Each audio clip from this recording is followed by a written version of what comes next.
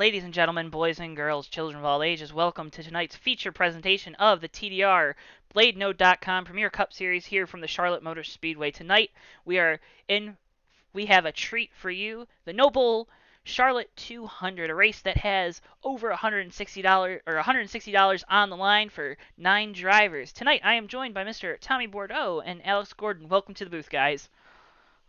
Hey, thanks for having me, Joe. It's good to be back here up in the booth at Charlotte Motor Speedway to see some great action. And Gordo, it's nice to be here with you too as well. Yeah, man, pleasure to share the booth with two of my fellow sim racers, and got a lot of wisdom up here in the booth tonight. So it's going to be a good time, good race, and let's get this thing started. Alright, and like I mentioned, tonight is a Noble event. We also broadcasted one of these a few weeks ago from Talladega, but unlike Talladega, tonight we are at the 1.5 mile Charlotte Motor Speedway. Here are the payouts for this evening's race. If a Noble 5 driver wins the event, the winner of the top finisher, or the winner of our race, will receive $100, with the second Noble 5 driver receiving $40, the third place Noble 5 driver receiving $10, and then $5 for the fourth and fifth members of that Noble 5. How does that sound to you guys? $100 to win the race? Oh, I'll take it if that's what they're handing out. I'll take that any day of the week. It's really cool that this NR 2003 community is still alive and well today. A monetary event going on. And Yeah, I'll be interested. Oh, I'm sorry, Joe. I just wanted to say it's going to be interesting to see who wins this dash for the cash tonight. We had a lot of interesting scenarios play out at Talladega, so it's gonna be pretty cool to see how this plays out tonight. And then, if a Noble 5 driver does not win this event, similar to the race at Talladega, the payouts are as follows. The highest finishing Noble 5 driver will receive $80. For the second place of those 9 drivers, it'll be $40. Third will get $25, and then fourth will get $10, and fifth will get $5. Not as much money, but it still sounds pretty good, right, Tommy? Joe, I'd take it any day of the week. If I can go out here and do sim racing for money, that's a pretty good day, I'll tell you what. As long as you're having a fun time, then it's a great payout. And I'll tell you what, guys, especially Gordo, I know you've been involved in a lot of NR over the years. We should have a good race here at Charlotte from your experience, right? Yeah, it's gonna be a good one. Looks like the track's pretty racy. The guys are really driving the cars in hard. I watched them practice, and we have a tight field. I mean, I saw the top 10 was separated by under 3/10. So it's going to be an interesting race. Really interested to see how it plays out tonight, and it should be an entertaining one to watch. And with that tight field tonight, we also have those 9 drivers competing for the money. Those drivers are the 03 of James Moore, the 5 of David Day, the 9 of Randall Coleman, the 18 of Robert Balcom, the 20 of Doug Lockrow, the 21 of Craig Meyer, the 22 of Gary Piccolo, the 43 of Bobby Farrell, and the 15 of Matt Watkins. Guys, out of those 9, we'll start with you, Tommy. Who do you think is going to take home the most money? Well, Joe, I'm going to go with a pick. Matt Watkins in that 15 car. Now, this pick, I saw him on Tuesday in the Dash Series race actually come home and take that victory. Last lap, last turn pass over Andrew Miller in the 47 car. And let me tell you, Matt Watkins is a fast driver everywhere. And tonight, I think he can get it done at Charlotte. Bring home the big money. And Gordo, who out of those 9 would you have? If you can't take Mr. Matt Watkins, who would be your pick? Well, you said the number 9, and that makes me think of my pick tonight. I'm going Randall Coleman, and here's why. This man's fast. He only runs one kind of lap, and it's a pro lap. All right, and let me tell you, he can race with the best of them, and he's going to be fast tonight. He's going to come to the front. You watch. I'm picking number 9, Randall Coleman, to win. And I think you guys left out the best, the guy that I was going to pick in the first place, and thanks for leaving him, David Day in that 5 car. He's been fast every single time he's been on the Speedway here on JTN in the Dash Series. It'll be exciting to see what he can do in tonight's Cup Series event here in the TDR Racing League. Drivers are currently qualifying here. And Gordo, you talked about earlier the field being so close. So how is the track position that you gain from qualifying going to really play into a driver's hand for this race tonight?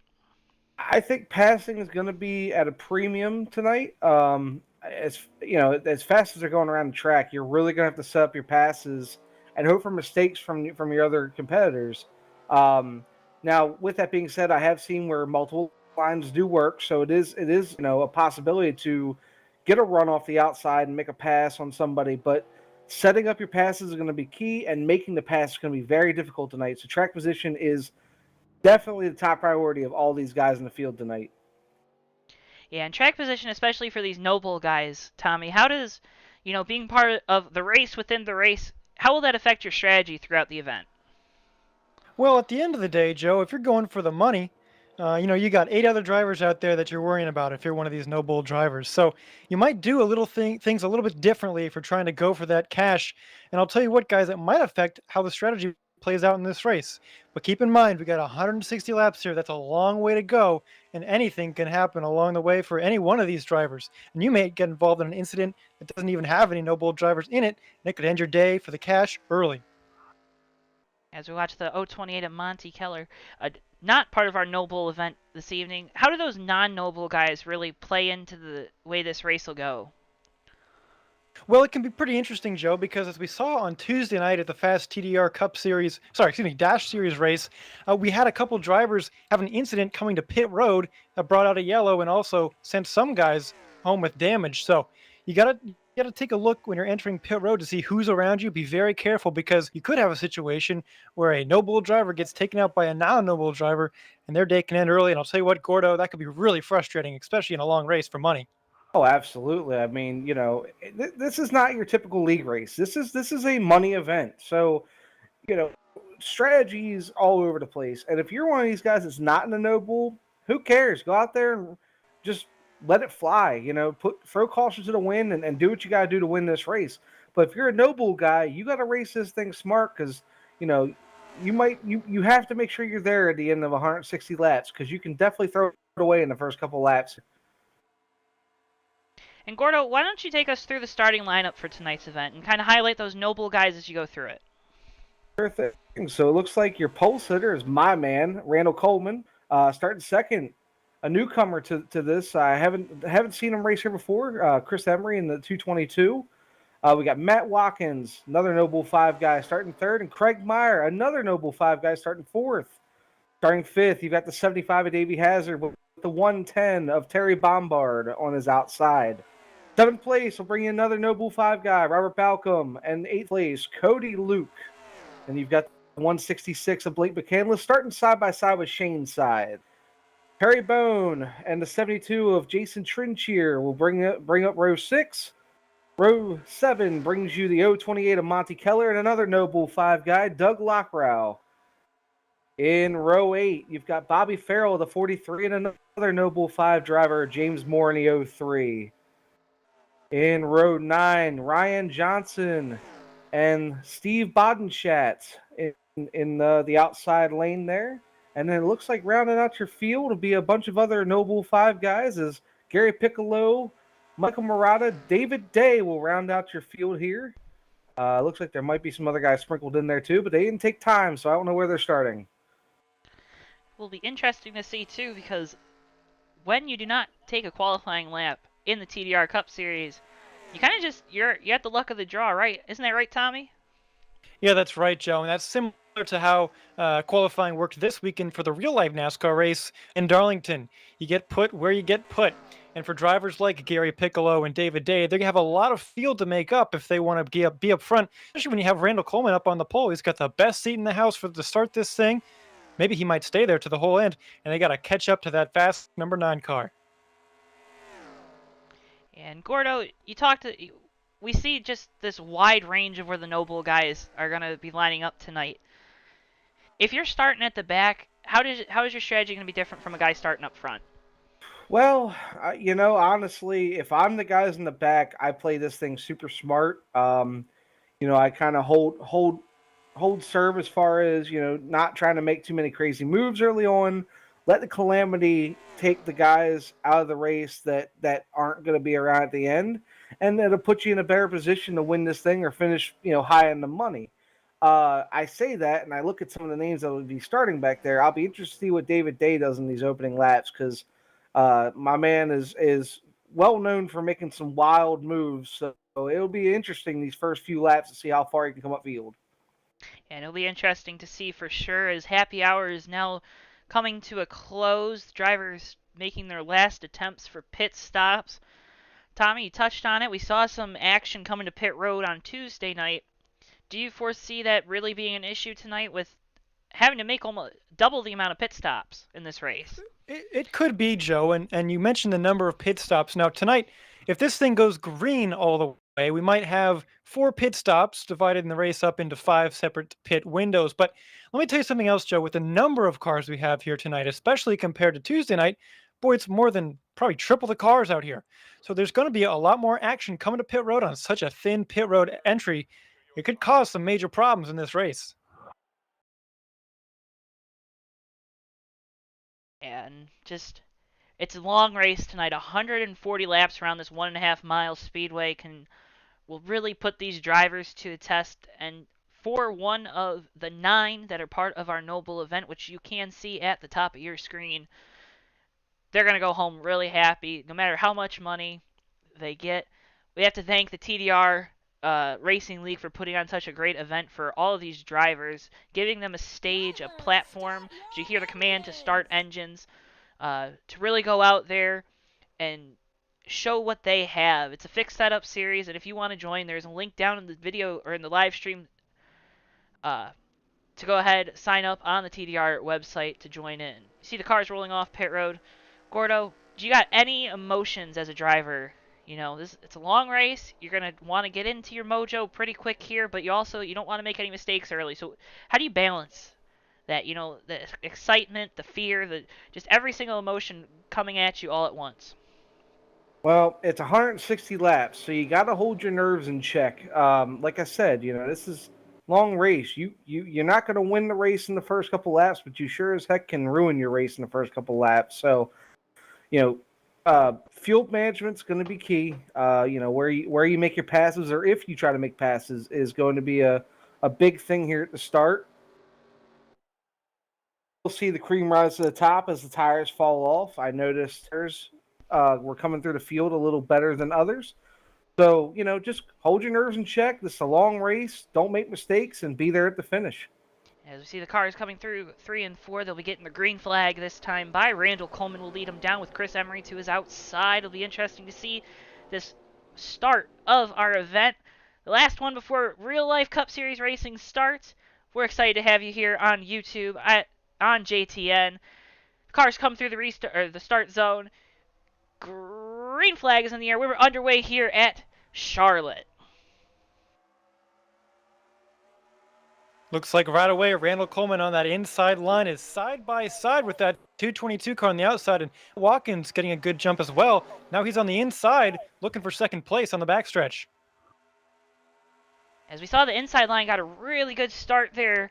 The outside not so much, leaving the 222 on the outside looking in as Randall Coleman goes off to get a 3 to 4 car length lead. And already, take a look, Alex, at Davey Hazard in third place in that yellow number 75. He's looking for second now. Yeah, he's making a bold move on the inside of 15 there. Some different colors for him. I used to see him in a yellow car, or gold car, excuse me. As he pulls side by side with him, they're going to drag race down the backstretch. Looks like 21 will give the 15 a bump into 3. We're going to be... And of course, Davey Hazard not racing for the Noble 5 today, one of those 9 drivers, but Matt Watkins made him, and Randall Coleman in front of him he's one of those drivers that could be a factor, and who goes home with $100 or $80 tonight if he were to win this race. Yeah, and Tommy, we didn't really touch on it. If you're not that Noble 5 driver, and you're up here very competitive, what's your mindset about trying to win a race and pretty much take away $20 from a guy? Well, if I know Davey Hazard as he hit the wall a little bit off forward, got tight there. If I know Davey Hazard, he doesn't really care about that. He's going to go for the win no matter what. And you can admire that out of a driver like that. He's very competitive, obviously very fast, a Cup Series champion in the Fast Racing League, one of my best friends as well. So be sure that he's not really going to care whether you're going for $100 or $80. He's going for it all. Yeah, and Gordo, we saw at Talladega when you and I were just up in the booth, a lot of the Noble guys got taken out early, but so far we've had a really clean race. These guys getting single file quickly. Is that just a consequence of the Talladega race, or is that just this track? Absolutely. I mean, Talladega, you're running in tight-knit groups all throughout the race. Doesn't matter if it's lap 1 or lap 100. Charlotte, like I said earlier, the cream's going to rise to the top. You're going to see comers, you're going to see goers, and they're going to get strung out, which means we're going to see a lot less pileups. As we got one on the wall come off turn, guys. As a It's a 90, 97 of Perry Bone. a tough break for him. He started well up inside the top 10, and now dropping all the way back to last place. On cue, I'm talking about how they get strung out and they won't have trouble, and car gets on the wall. So, you won't see what I hope we won't see what happened at Talladega this early in the race, especially. But I think they'll get strung out, and you'll see the guys that save their tires, they'll come to the front, and the guys that want to put their stuff up now, they'll follow the back. Yeah, and speaking of a guy who's stringing out the field right now is our leader, Randall Coleman in the number 9 car, over a 3/10 lead over Davey Hazard. And Gordo, as you mentioned, he's really making some pro laps right now. I mean, that's a driver who's experienced in NR, and right now he's showing it too. Yeah, I tell you, of all the drivers in this field, his pro laps are the best of the biz. That 9 car is always a threat week in and week out. We got a caution on the racetrack, big pileup on the front stretch, guys. Yeah, looks like the 52 is involved. The more One heavy. of our noble guys, number 20, Doug Lockrell, he's involved. Oh, that's really unfortunate. Gets hit again here. Secondary incident there. Oh no! Did they forget to connect the brake pedal in that 69 car? I have no idea. That was crazy. Possibly, and that's very unfortunate for that 20 car of Doug Lockrow. Looks like that car is all torn up right now. Unfortunately, that's back-to-back Noble 5 races. He will not see the finish of this race. As we'll get you a replay here. As they come off of turn 4, it just gets really narrow there. You see the 8 gets into the 20, and 20 goes for a spin or flip. 80 goes for a flip, and just really nowhere to go here on this narrow front straightaway. Yeah, that's something different about Charlotte compared to, say, Talladega right here. I mean, if there's a wreck, hard to really go anywhere, and that was a really hard hit for that 20 car, rolling multiple times down the front stretch, and unfortunately for him, his quest for money here tonight comes to an early end. It's what he didn't want to do, and right now, gentlemen, we got pit stops for those who are left in the race. And we'll go on board 20 car Doug Lockrow. He had a visor cam for us here at JTN. Really unfortunate to see that go so quickly in the race, but you'll just see just how the track really narrows up, and then we'll go for the tumble down the front straightaway. Vicious hits a couple times by looks like the 59 got into him. 028, just really a lot of hard hits. But like you said, we have pit stops. Yeah, and we could see a lot of drivers maybe make up some ground early on here. You see Randall Coleman leads them off of pit road. He's going to retain the lead. 95's going to gain a bunch of positions off pit road there. Yeah, fantastic stuff for the 95, but not too good for the 75 of Davey Hazard. He's going to lose quite a few, gentlemen. Yeah, not sure if they had a hang up there on one of the tires. Maybe a air wrench jammed up or something. But yeah, like you say, he lost some positions, and that'll be hard to make up, especially on this initial restart. So.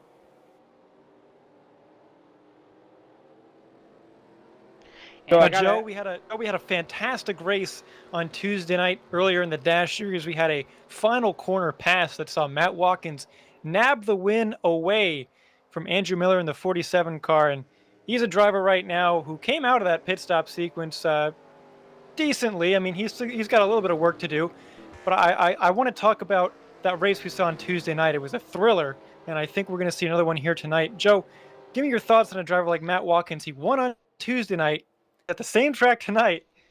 What does that do to a driver's confidence? Oh, it just has to absolutely boost your confidence. I know anytime we go back to a track where I've had success, won a race, or even just, finished top 5 recently, it really helps my confidence going into the event. And it sets the tone for the early laps of a race more so, because I feel like, especially with this long of an event, if there's trouble in the middle parts of the race, you might, that confidence that the driver had going in might start to fade. But he's got to be feeling really good in that 15 Toyota Camry. He's got success on his side, right? And you can't really ask for much more after that. Yeah, you certainly can't. And you mentioned he is in that Toyota Camry on Tuesday night. He was the lone Toyota in the field of Chevys. And another Toyota Camry here tonight that looks really good is that 95 of Shane Sides. He had a terrific pit stop, and he's found himself up in the top 3 for the moment being. Hey, Alex Gordon, that's got to be pretty good, right? Yeah, and kind of looking back at the practice feeds, I mean, he was fast in practice, so it's no secret that the car is fast. He's now put himself in a position here where he can capitalize on that speed he found in the final practice. So I look for him to stay up towards the front the rest of this race. Yeah, and Gordo, just touch on that crew had an amazing stop here at the start, and how does that help? The crew chief when he makes decisions down the road about strategy, 4 tires, 2 tires. What are we going to do adjustments? Do we have time to do adjustments as we get later on in this race? Well, I think you were talking about the confidence track to track. I think his pit crew has a lot of confidence right now. I mean, they just jumped him up a handful of spots on pit road, and that's going to serve them well as they go on. It's basically the crew chief's going to be able to say, I'm putting my guys up against your guys, and we're going to win. And consistency on pit road is key towards getting the W at the end of the day. Tommy, on this restart here, I'm looking at the 18 and the 21, and both have shown a lot of speed. Do you think they make an aggressive move on this restart, or do you think they play it nice and stay behind them here? Well, we'll have to see, Gordon. I mean, both drivers are looking for that money at the end of this thing, and they want to get the best finish they can, possibly even winning the race and the $100 prize as well. So I think they might be a little aggressive here. And it's still early on, that's for sure. Right now, when you can pass cars, you might as well take the chance. We saw how strung out the field got early on, and certainly track position, as you mentioned at the top of the broadcast, definitely a premium. So they might make some moves here and try and get up front now. As the field rolls through 3 and 4, we're going to come into green flag here. It'll be the 9 of Randall Coleman, followed by the 95 of Shane Sides to his outside. The 21 of Craig Meyer will be on third, lining up third. Robert Balcom lines up fourth, and the 222 of Chris Emery rounds out your top 5. The cars come down the front straightaway here into the restart zone. As the green flag waves, we are back underway here at Charlotte. Well, very even start up front. Shane Sides even getting a little bit of advantage on the high side as we head into 1, guys. Yeah, impressed with that restart the 95 got there. Looks like they're stacking up behind him, though, as David Day makes a bold move to the outside, but he thought better of it. You see the field really we're getting racy here already. See the 75, Davey Hazard really pushing that 5 car down the backstretch. Oh, we got one around in the middle of 3 and 4, guys. Looks like we got problems out there. Oh, another one of our Noble 5 contenders, the 03 of James Moore. He is involved. I think I caught it out the corner of my eye. The 43 of Bobby Farrell, another one of our Noble guys, was the first one around there. Yeah, that was looked like. I'll have to go back and look. Like I said, saw in the corner of my eye. Looked like somebody made a dive. Oh no! On further review, I think the 43 has got a little loose. Wasn't sure. I thought the 97 might have gotten into him, but he did not. Yeah, it looks like he just got loose on that. There's a little bit of a transition here in the banking in 3 and 4. It looks like he just went through that transition a little wrong and made his arc maybe started out a little too high, and it just caused the car to go around on him. That's unfortunate because that's going to knock out another 2 of our Noble 5 contenders very early in this race. Yeah, you definitely don't want to end your race early, and right now we've had 3 guys involved in incidents, and that really shortens the field up, and that's gonna make it a little bit of a different race for these remaining Noble drivers. I mean, you don't have as many people to contend for the cash prize at the end, so I think the theme I can see right now, though, it's much better in this race to be up front than in the back, because in the back we've had a lot of incidents, a lot of cars involved in them with nowhere to go. I think right now, if you're Randall Coleman up there sitting up front, he's in a good position right now, gentlemen.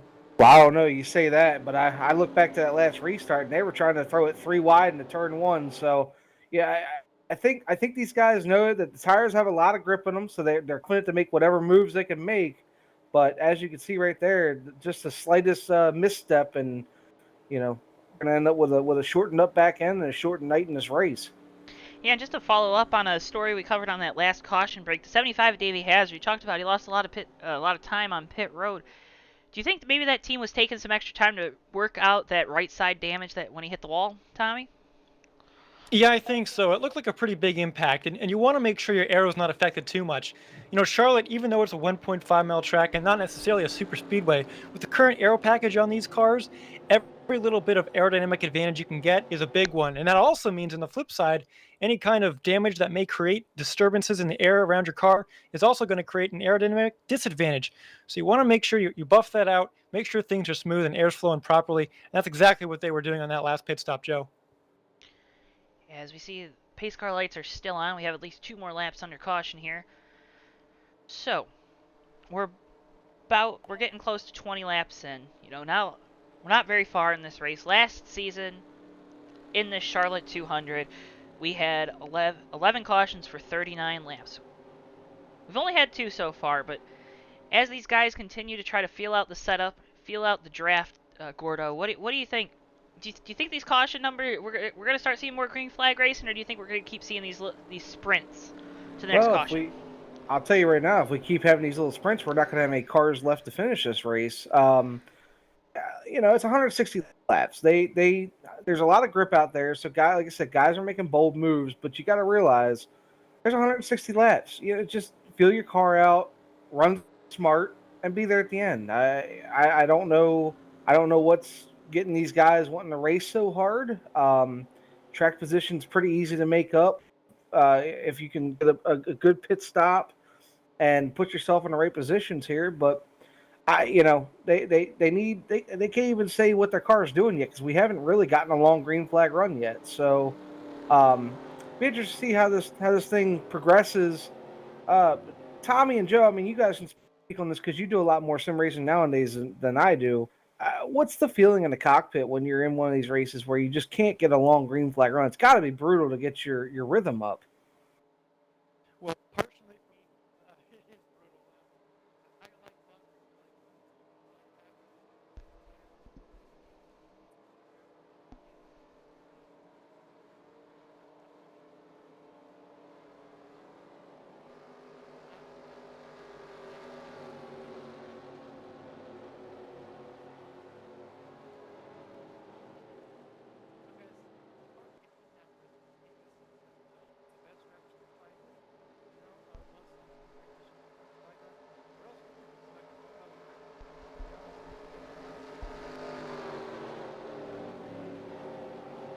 like probably right now we're thinking, you know what, let's just get through it. We got over 120 laps to go, 140 more laps to go. So these guys are just in a long haul, Joe.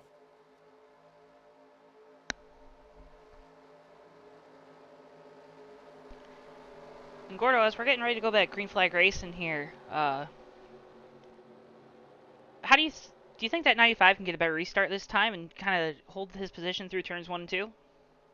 I think it's going to depend on what kind of a run the cars behind them get. I think, especially on the get go, whichever line goes the best is what's going to help the lead car get into the corner.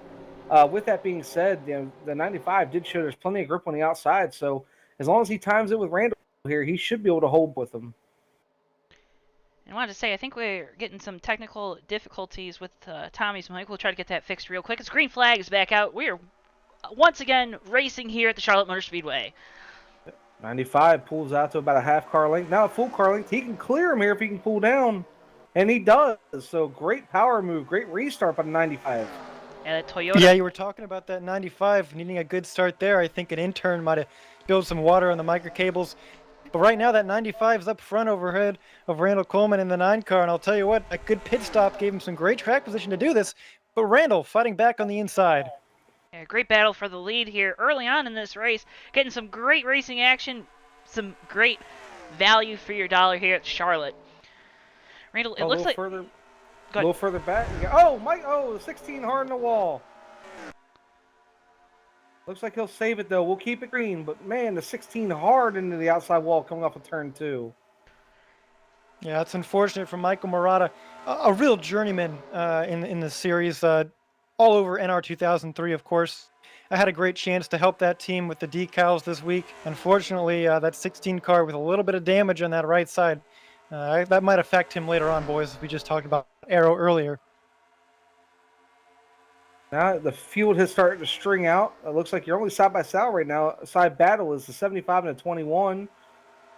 As they will fight it out for position here, and Davey will complete the pass off turn 4. Yeah, Davey and his team really did a great job of getting that right side damage kind of beaten out of the car real quick there on pit road, didn't they? They certainly did, but it also helps to have a great driver behind the wheel. I'll tell you what, he's wheeling that 75 machine right now up to a top 5 spot and doing a great job of it. Guys, I know we were talking about the battle between the 9 and the 95, but I'll tell you, there's a guy in third lurking right now. David Day has made his way up from the back of the. He's now running third, and he is charging hard on these leaders. And he's done a great job of really navigating through. You talked about how you didn't want to be at the back. Well, David Day, he started at the back of this field, and he's made quick work of most of these cars tonight. As he saw, he hit the apron a little bit, might have got a little loose through the center of the corner. Yeah, it's been treacherous tonight, but he's been able to make his way through, and now looking at a top 3 position, trying to track down the leaders. That's Shane Sides in the 95 car. Up front ahead of Randall Coleman. Coleman right now, our leading Noble 5 driver. Race ended now, he would get $80 to his name, but right now David Day is looking for that prize as Randall sticks on the inside of that 95 car, going for the lead. Yeah, through 1 and 2 here. Randall doing a great job of keeping up his momentum on the bottom side, even though it at times can be the slower way around as the tires start to wear out. He continues to try to make a pass for the lead, but here comes the 5 of David Day. To say the side-by-side battle between those two is helping David Day. He's pulling even closer, and now the 2 cars, the 21 and the 75, they're pulling in close as well. A 5-horse race for the lead now, boys. Yeah, and take a look at how good that high side's been for Shane Sides in the 95. Boy, he's making it all his own up there. David Day has flirted with that wall a little bit, but right now it looks like the 95 completely clears Coleman going into 3. Yeah, but you talk about that. I'm sorry, Joe. I was just saying that you talk about the outside line work, and that's where David Day's primarily been, and he's been tracking these guys down about every lap. So definitely a good way to run. As I say that, he dives to the bottom. Well, and does that outside line, does it help you save those tires a little bit more? So as we get later on in the run, you can run a little bit faster? Yeah, I think so, and it's something we saw in the Dash Series race at the very end there. Andrew Miller blocking low, but it was eventually the high side for Matt Watkins that allowed him to win. So I think it could definitely play a factor here late. As you see right now, it looks like Randall Coleman's falling into the clutches of David Day in that 5 car, who's waltzed his way right up the field now in 3rd, but he's looking for 2nd, guys, and a lead in the No Bull 5. And as you say that, those two are falling into the clutches of the 21 of Craig Meyer. Really interesting battles shaping up here as we continue at the Charlotte Motor Speedway. He can throw a blanket over these top 5 drivers here as Randall will make a look. Looks like he'll dive it back down to the inside. Now looks high again on the 95. Yeah, it looks like the 9's trying to adapt to that high line that the 95 of Shane Sides is running. He's trying to get some working up top, but right now, guys, it's getting really close up there. We got a race within a race for the Noble 5, and meanwhile, Shane Sides is clinging onto that lead right now. At 95, he's done a really good job of just maintaining his line and not worrying about that 9 car. He's let Randall kind of make the moves and hasn't done any blocking at this point, which is really going to help him kind of get in his rhythm as we continue on in this race. See lap traffic here coming down the backstretch, kind of playing a role. The 9, Randall Coleman, helped him get away from that 5 David Day. Yeah, Perry Bond right there on the 97 up on the high side kind of had to let the field go by all single file there. So that kind of changed things up a little bit. They were definitely running all sorts of different lines. And right now, Randall Coleman's going for that lead again on the inside. It's going to be tough for him to get the momentum on the backstretch, though. Well, it looked like for a second he was going to have help from David Day, but Day goes to the high side, trying to make the move for a second. I think early on in the run, that inside line is going to be the best way to go. But as the tires wear, that outside line is going to be the preferred line as we go along in this race. As Davey's able to make a move on Craig Meyer for 4th. And here comes Robert Balcom. That's a 6-car race for the lead. Yeah, and of those 6, we got 4 Noble drivers all in position to make some money, or at least get some money after the payout window after this event. But it continues to be the story of the Noble 5 drivers not being able to win the race as Shane Sides continues to lead here at Charlotte. And doing a great job of it, guys. You know, he had that great pit stop on the opening pit stop here of this race after the first caution, and right now he's pulling away just a little bit over David Day, gained a 10th that time as Day has solidified himself in that 2nd position, and Davey Hazard, who was 5th place just a couple laps ago, is now making his way up to 3rd. Yeah, I'm actually really impressed to see the speed they were able to put back in that 75. not too often you can come to Charlotte and smack the wall, come off turn 4, and be able to fix that car enough to make it not just fast enough to contend, but race for the lead here.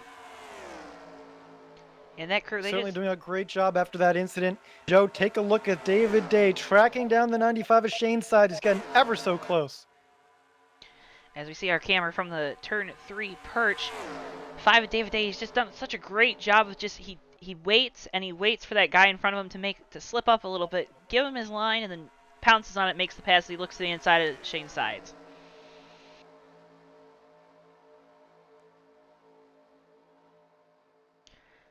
He looks to make it work through 1 and 2. They're going to be side by side coming off of 2. It's the 5 and the 95 battling for the lead with the 75 in tow. 5s all around.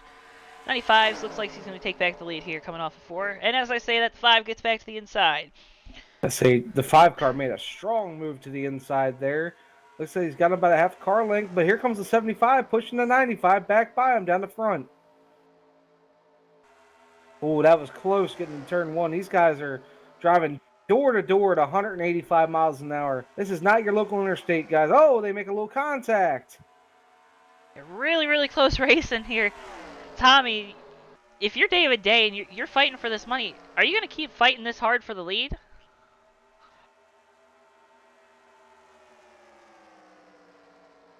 Oh, I tell you what, if he is, they got to make this work, because here comes the lap car. It's going to get real tight down the corner.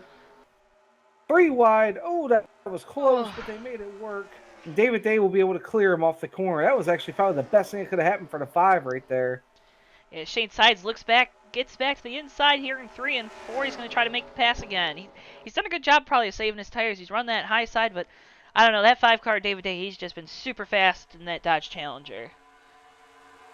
Yeah, that was an impressive run there by the 95 out front, but I think once the 5 finally clears him here, he's going to be able to track him a little bit. I really think that 5 car's got a lot tonight, and yeah, there he goes. He's starting to set sail as he pulls about a car length and a half out to the lead. He's done such a great job of kind of managing his car and managing his equipment here. You know, he started at the back all the way to the front. And he's definitely going to keep trying to hold that position as the 95 looks back to the inside. Yeah, I go back to what I said in the opener about how smartly you can get through the field, and kudos to him.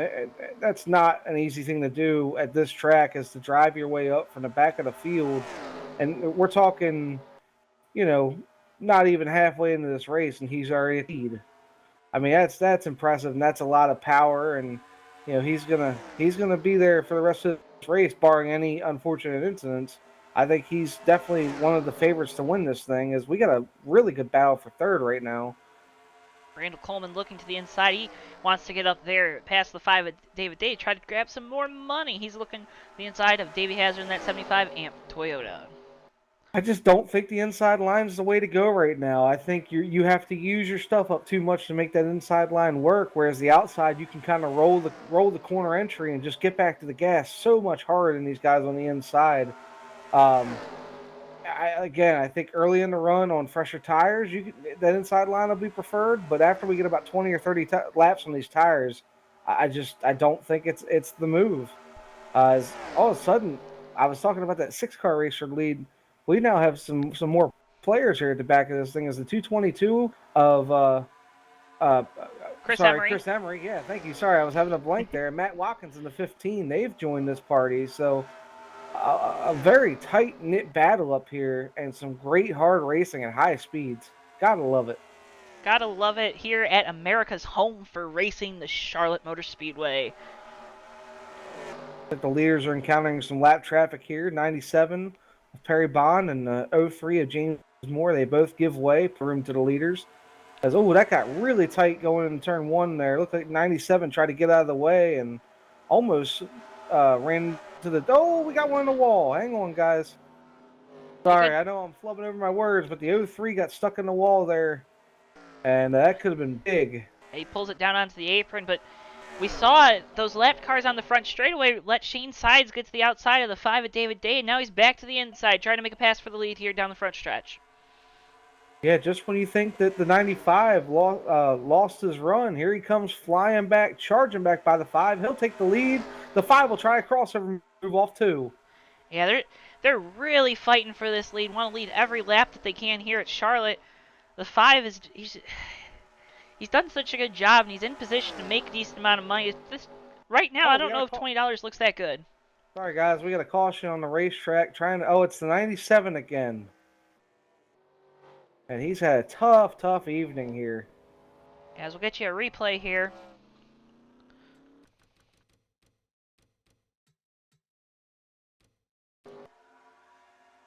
Fortunately, I think the 97, the only thing he hasn't hit tonight's the pacer.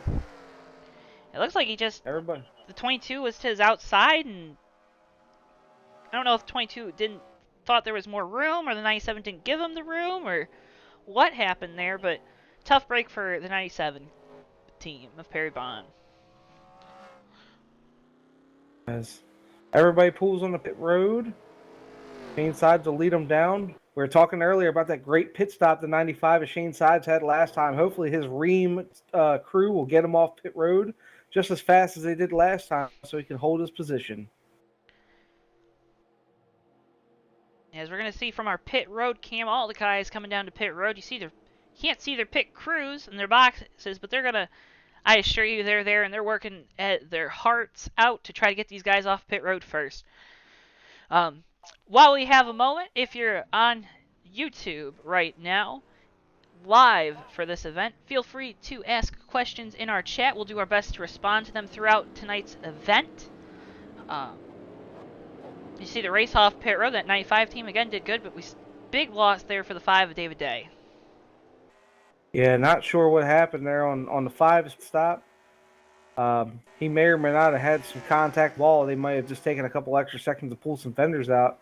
But a great pit stop by the 9 crews. They'll bring him back out in the lead. I believe he came in on pit road in 3rd position. So top-notch pit stop there by the Napa crew. And Randall Coleman, our pole sitter, will now be pacing the field on this restart. Well, and wouldn't you think the auto part crew would do the best job getting their car off pit road every week? I don't know what you're referring to, Joe.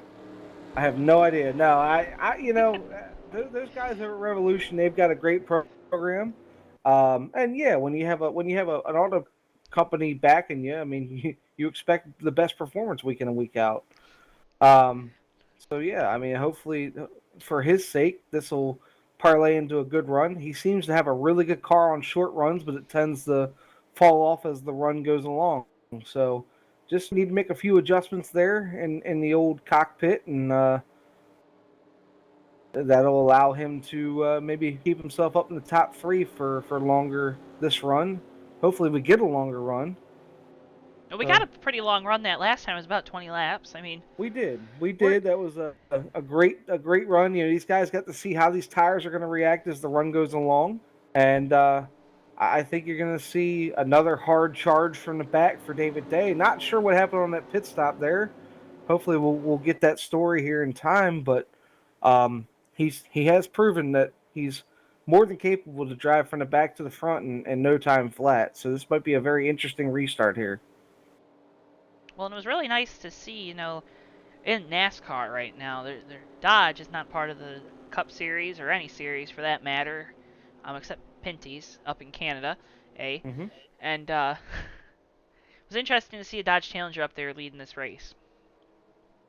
Well, and I heard that's actually a car he purchased from Mike Harmon. Oh. Mike Harmon had some extra Dodges laying around. David Day and Mike Harmon, they met up at their local Applebee's there down the street, and he sold it to him for next to nothing out of the back of a trailer. So it's really interesting to see the performance they've gotten out of that car.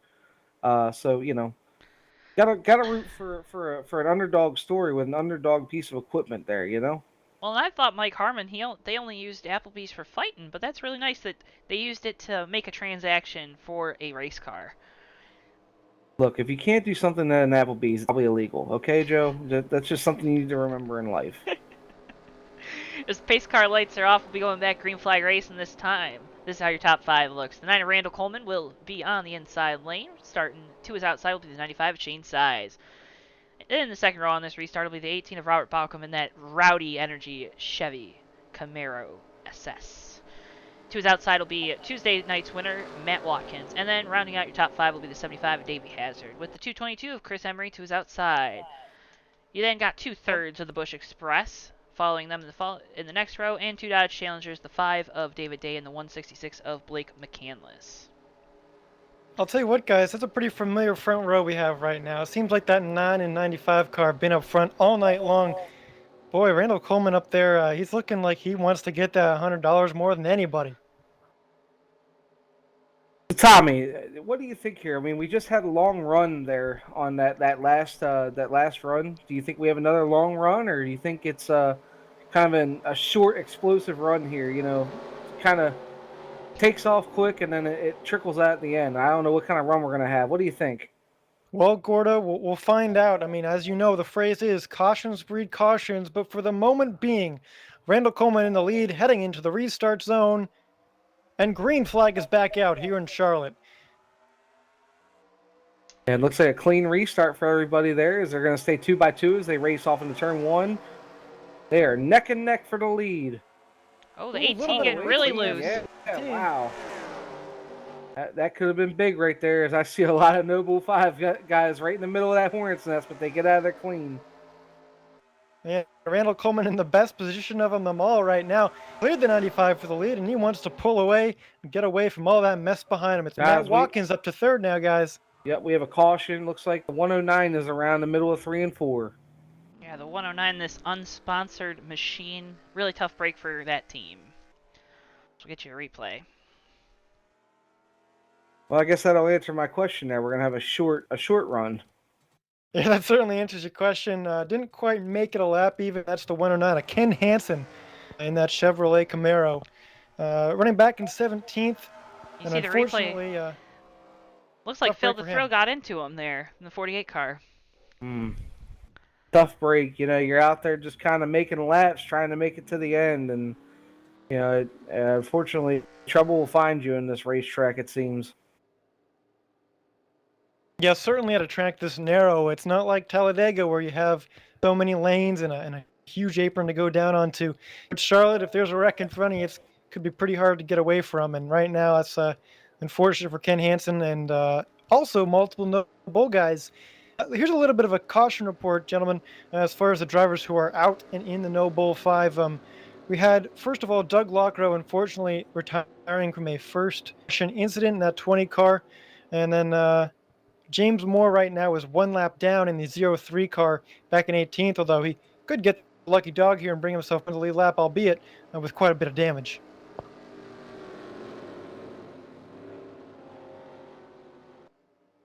Yeah, it's been a tough night for that 03. You talk about trouble will find you on this racetrack. I think he must have a magnet on that car because it's found him every way possible, unfortunately. Also getting a report from the number 69 car of Keith Patton. You saw him involved in an early incident as well, multiple early incidents, but ultimately it was the clutch on that car that failed, and that's going to end his night early as well. So right now, 6 cars have retired from this event, but 18 are left. And of the No Bull 5, we have, looks like 7 of them left here in contention. Although with varying levels of damage, that's for sure. Well, right now it looks like it'll be really a 6-car race with the 9, the 15, the 18, the 21, 22, and the 5 here. You can see at the top of your screen right underneath our JTN ticker, you can see the No Bull 5 participants. They are as follows from left to right: the 03 of James Moore, the 5 of David Day, 9 of Randall Coleman, 15 of Matt Watkins, 18 of Robert Balcom, 20 of Doug Lockrow, 21 of Craig Meyer, 22 of Gary Piccolo, and the 43 of Bobby Farrell, with that 20 car being the only one that has retired from the event so far. But like you said, Tommy, that 43, he had some decent damage on that machine. Yeah, guys, and that's unfortunate because it happened so early, like we mentioned. But we're coming up on halfway through right now, and guys, we get another long green flag run, and this race could really change up a little bit. We've seen Randall Coleman at the top of the field right now, with Shane Sides right by his side, and Matt Watkins in 3rd for a lot of this race. But as the race develops, as tires are going to wear down, I think you might see some guys like David Day come back up to the front. Obviously, we saw him be a force early on, making his way through the field. But don't forget Craig Meyer in that 21 car, also hanging around in the top 10. I think he's going to have a say before this thing's all said and done as well. And I'll tell you another guy that's kind of lurking around back there too is Blake McCandless. If you remember in our Talladega race, he kind of rode around in the back for a majority of that event. He ended up winning it. So, very interested to see if he's just kind of lying in the weights here to see how the race, how the race progresses, or whatever the case may be. But I don't be surprised if you see that 166 car at the front of the field towards the end of this race. As you see Randall Coleman phasing through that pace car, the 03 James Moore looks like he's going to be the lucky dog this time. The lights should be going out, and they do. We'll be back Green Flag Racing next time by here at Charlotte. Guys, it's been a very eventful race so far, but as we're getting through, we're over a quarter of the way, coming up on halfway in this event, in about 30 or so laps, or 20 or so laps. Either of you want to change your picks on who's going to win this race? I'll tell you what, I don't want to change a thing right now. Matt Watkins is sitting there in third place. He's won here before. He knows what to do. He's won on JTN before, and I think that's really the mark of a good driver. We have a couple of them in the field tonight. I think he's still my pick. I mean, he has a great shot at this thing. We've got a long way to go. He's where he needs to be. I definitely think he has a shot before this thing's over. And my pick was the fastest one coming into the night, the start of the race. And if you look on the screen right now, he's still out front. So I'm not changing my pick for a thing. I think Randall needs to change a couple things with his driving style to maybe save his tires a little earlier in the run, but he's shown plenty of speed. I think he'll be right there at the end. Now, you're not questioning Randall's ability to save tires at a 1.5-mile track, are you? Potentially. Well, this track is a lot like Texas. We'll be going back green flag as the cars roll through 3 and 4. The pace car will pull off down the pit lane. You see him take that hard left turn. Randall Coleman and Shane Sides. Commonality in this race. So far on the front row, as we come into the restart zone, the green flag will wave and boogity, boogity, boogity. Let's get back racing here at Charlotte. Restart there. Yeah, that was interesting. But I'll tell you what, guys, that 95 car got a great launch on the outside line. That's Chris Emery in the 222 trying to follow behind him. Davey Hazard, that third car in the top line, all trying to get something going on the high side. As a drag race down the backstretch, looks like the 95 is going to have closer support. But the 9 of Randall Coleman taking the shorter way around, looks to clear the 95 off of 4, and he does it. Randall Coleman takes back the lead, solidifying his status as the #1 Noble guy so far in this race. Yeah, I definitely see that bottom line being a lot more preferable on these restarts. He really gets that shorter way around the track, and early on, that's going to help a lot. Seeing the high side be capable of some pretty, I'd say some pretty fast laps up there on the high side, especially we saw David Day come through the field essentially on the high line. So I think later in this run, you might see some cars migrate up to the top side, but right now, man, it's Randall Coleman way up front there, pulling away from the 95 car, Shane Sides. Don't look now. You mentioned the 5 of David Day. He's working his way around the outside of the 222 of Chris Emery. He's now in 6th spot. He just restarted back in 11th, so he's flying through the field on the outside line right now. Yeah, guys, and that's my pick, and you can bet your bottom dollar that I am not changing that as he continues to be the high side driver. Flying outside now, Robert Balcom for 5th.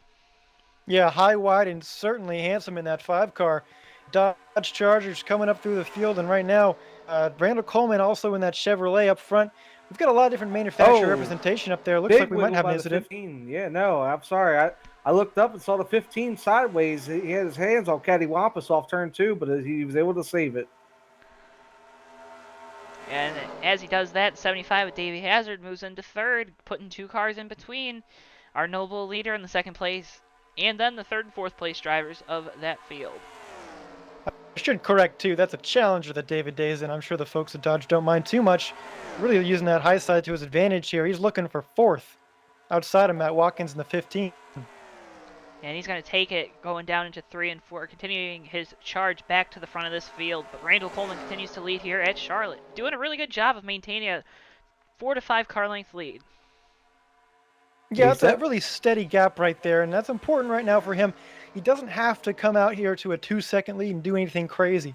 Just drive within your means, save your tires a little bit so you can have them for the end of the run, because right now it's shaping up like we're going to have a longer green flag run, guys. I know I just jinxed it right there, but lap 57 of 160, and so far, so clean on this restart.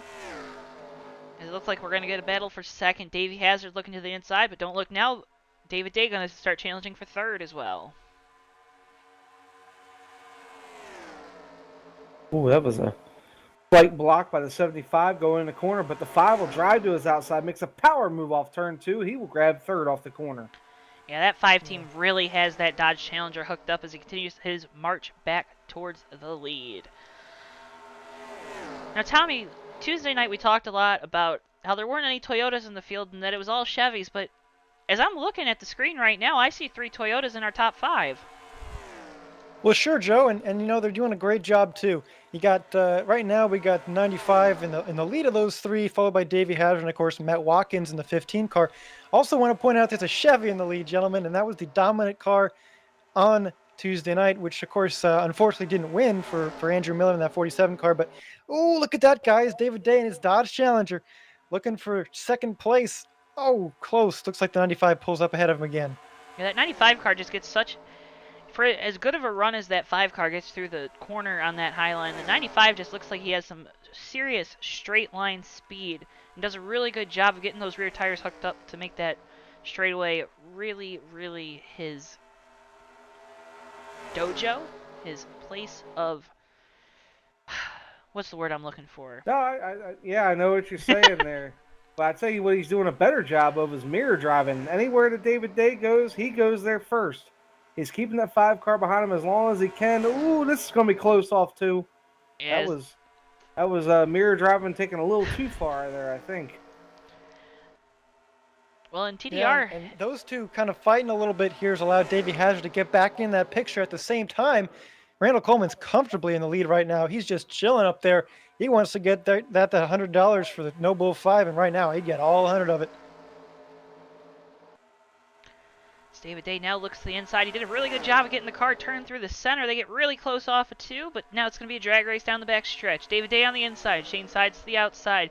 Going into 3 and 4, we'll see where Davey Hazard goes. He stays high to support his Toyota teammate, but it almost looked like it wasn't going to be enough as they're still side by side down the front stretch.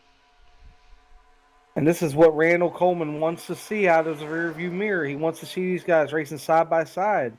It'll make maintaining the gap so much easier for the 9 car. I'm already seeing a lot more speed out of that 9 on this run than I did on the earlier long run. So kudos to him. He's made the necessary changes, and look for him to hang out up front here as we got a great battle brewing off of turn 4. Well, and Gordo, you mentioned the 9 car doing a great job of staying out front. Could part of that be just having that clean air on the nose of that Chevy Camaro? Absolutely. You know, you see these guys back here chopping each other's noses off. Makes these cars handle terribly as the 5 almost brushes the wall off of turn 2. Randall, these cars are driving good right now, and I think these drivers know it too. You look at the 03 down there on the inside. He came to pit road last time by. He's, of course, one of our No Bull drivers who was involved in some early incidents. So struggling, but still staying out there. You never know. Things might change a little bit, get shaken up, and maybe he has a chance towards the end if a couple other guys get wrecked out. But right now, Randall Coleman leading the No Bull 5, and he got all $100 that winner purse. So the 95 getting awfully close to that wall, Joe. Yeah, and he's just trying to narrow up the rear end of that car, make it a little more aerodynamic here, you know. Just make it a little more narrow, maybe cut off some of that right side of the spoiler, you know, less drag off the back end, give it some more straight line speed. Looks like the 75 of Davey Hazard, though, he's going to use that to his advantage and take third away. Well, I tell you what, guys, they are getting awful close to each other coming off of these corners. I mean, you couldn't slip a piece of paper between the 5 and the 95 off turn 2 last time. As it looks like the 5 really could... Tommy, you know, we're seeing the 5 now. He's starting to slide back after that really close racing with the 95. Could part of that just be a loss of momentum here? Yeah, I mean, that's the thing. When you have a track like this that can be momentum-based, you see him moving all around to the high side, low side. You know, to break that momentum, it can be very difficult. Suddenly, you know, 1 car getting past you turns into 2, turns into 3. And if you're not in the preferred lineup, you can it could be very difficult to get yourself back with your feet underneath you, as you see right now, the 75 getting underneath the Shane Size in the 95. He's taking a look at second place right here. That 75 car, gentlemen, he's made his way up through here, and he's looking like he really's got a shot at this thing. I'll tell you another thing the 5 might be doing. I mean, you're looking at, we have just under 100 laps to go. That's still a long ways to go in this race, and if he's got that kind of money riding on the line, I wouldn't be pushing the issue right now. You saw a lot of close racing up there for third place. I think he's just settling back, cooling his tires down so he can make a charge later on in this run. You come into the start and finish line this time. It's going to be lap 69. This lap 69 is brought to you by Weaver. To improve your performance, the Joseph Company would like to introduce Weaver, a revolution in male enhancement. Weaver, keeping you up when you're feeling down. That's the Weaver promise. Lap number 69 brought to you by the Weaver Company. And it's Shane Sides in second place, trying to chase down Randall Coleman, though he is under pressure from Davey Hazard in that 75 Amp Energy Toyota. I'll tell you who doesn't need any male enhancement or any sort of enhancement right now is that 9 car, as he has stuck himself out there with a pretty decent sized lead as these guys race side by side behind him for second place. Yeah, JTN, where we get all the jokes in for you, the JoeTowNetwork here on YouTube.com.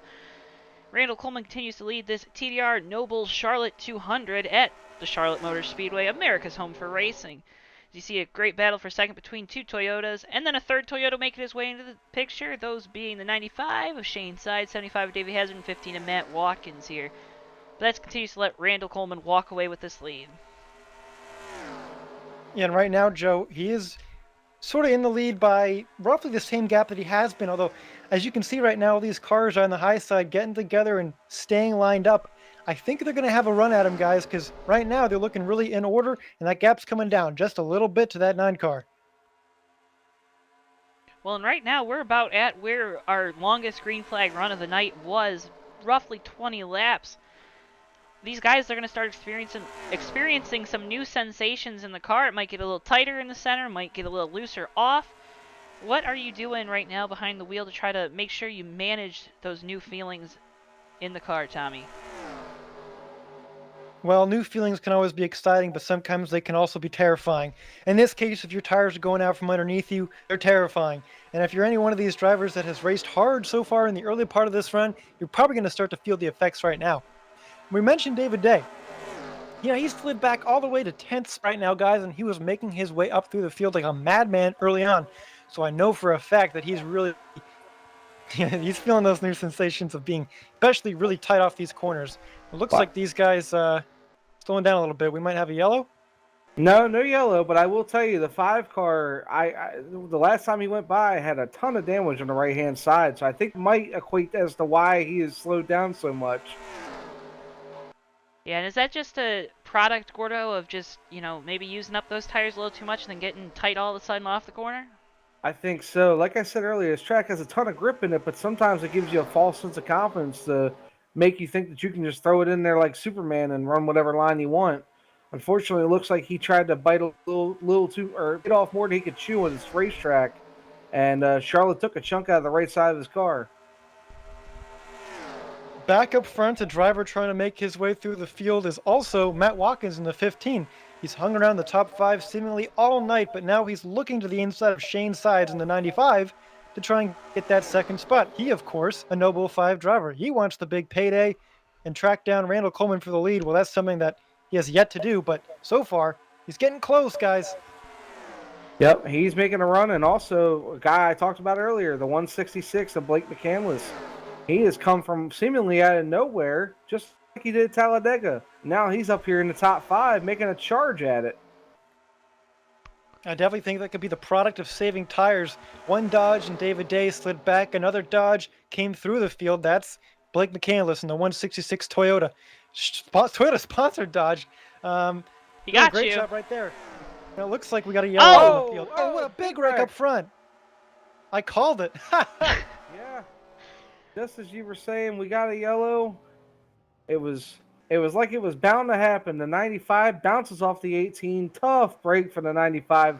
Showed a lot of speed this evening, but it looks like his race and chances of winning have been dashed here just before the halfway point of this event. Really unfortunate. Not only has that car been fast. The pit been sensational as well. And looks like a lot of rear end damage to that 95. That's never a good sign here at Charlotte. Looks like the 18 might have just got a little too high going into the corner and just took out the 95 car who was to his outside. Maybe thought he had a little more room there going in. Yeah, I'm not sure. It looked like it was just two cars going for the same real estate there. Unfortunately, that's what happens when you have such hard racing and this multi groove racing. It's very easy for that to happen. Now, luckily, it wasn't as big of a crash as we've seen earlier today. The 95 of Shane Size, we might mention also, is not a Noble 5 driver, but of course, had a great performance here. Though the 18 of Robert Balcom, who was involved to start that wreck, is maybe a little bit of nose damage, but other than that, it doesn't look like we lost any of our competitors besides that 95 car. And of course, that pit crew definitely going to try and fix that car and send him back out there, gentlemen. Well, yeah, and as you talked about the 18 of Robert Balcom, he's also in the championship hunt. He stays out to lead a lap here. As most of the field comes down pit road, you'll see the race off pit road. 95 and the 028, they came down the lap before to fix some of their damage. Be interesting to see if Randall Coleman can get out first. Looks like he will barely, followed by the 15, 166, 75, and then the 21, 222 were neck and neck coming to the line. Well, how about the glow up for the 166 car, Blake McCandless? You know, he was kind of in the back of the top 10, outside of the top 10 for a lot of this race, but last couple laps he's really warmed up to the front of the field, and right now with a great pit stop, he's put himself solidly in the top 5. He might be able to keep it there, and if he does, gentlemen, coming up on halfway through this race, he might have a real shot at the end of this thing. Well, I'd just like to apologize real quick. I made a little mistake. The 15 of Matt Watkins beat the 9 of Randall Coleman off pit road there. He'll be followed by the 166. Then the 75 will line up 4th here as long as nobody comes back down pit road. And then the 21 will be behind them. Very interested to see with these new players up towards the front to see how this restart works out. Yeah, we see some guys up there who haven't been up there all night, staying out, and up at the top of the field to see what they can do. I want to mention also, guys, in that last yellow, and we saw that 95 car get involved, but currently still trying to make it out, guys. I talked to their pit crew, their crew chief, and they seem confident that they can be back in this thing and still try and be competitive. And we saw the 75 of Davey Hazard definitely have some side damage, but of course able to keep himself up front for a lot of this night. So that 95 might not be done yet, although it's going to be an awfully hard task to get back up there. Does it look like on that 75 car there might be a little bit of roof damage on the right rear? The roof of that car, or is that just my eyes getting old? Well, I don't know, Joe, but I'll tell you what's happening right now. It looks like I have two cars stopped on track. Might have got into each other on these pacing laps. And that is the 5 and the 48? 48, yeah. I'm not sure what happened there. Get you a Yeah, replay. and that's David Day. He was charging through the field, ended up towards the back of the pack, and unfortunately, a little bit of incident there. He's back in pit road, guys. As we get you a replay of whatever happened under caution, the 48 just came in like a wrecking ball. Hit the 5 and just massive damage on that 5 of David Day and the 48 of Phil Lacasse. I'll tell you what, that's really unfortunate for the 5 car. He was super fast, especially on the beginning of runs, and unfortunately for him, guys, it was not a noble car that crashed into him there. We talked about it at the top of the night, guys. If a noble car gets wrecked out by a non-one, that could be a disaster, and unfortunately, that's what happened right there. Yeah, and think about the series of events these last 20 laps for David Day. He was pushing through the field, stating his case for winning this race, and now he's sitting on pit road with the rest of his race unsure. Yeah, and as you mentioned, stating your case to win the race, take a look at the front row right now, guys. Matt Watkins and Randall Coleman, it seems like they've been up front or close to up front all night long, that 9 car and that 15. They're both in the Noble 5 looking for the top prize. Gentlemen, I'll tell you what, they may have a really close fight here for $100 on the line. Yeah, it'll be interesting to see how this thing plays out. We just got past the halfway point. We still have another 80 laps of this, and these guys are dropping like flies here. It'd be interesting to see if the racing will need to be ramped up, if maybe they pace it out and let a tire run cycle through.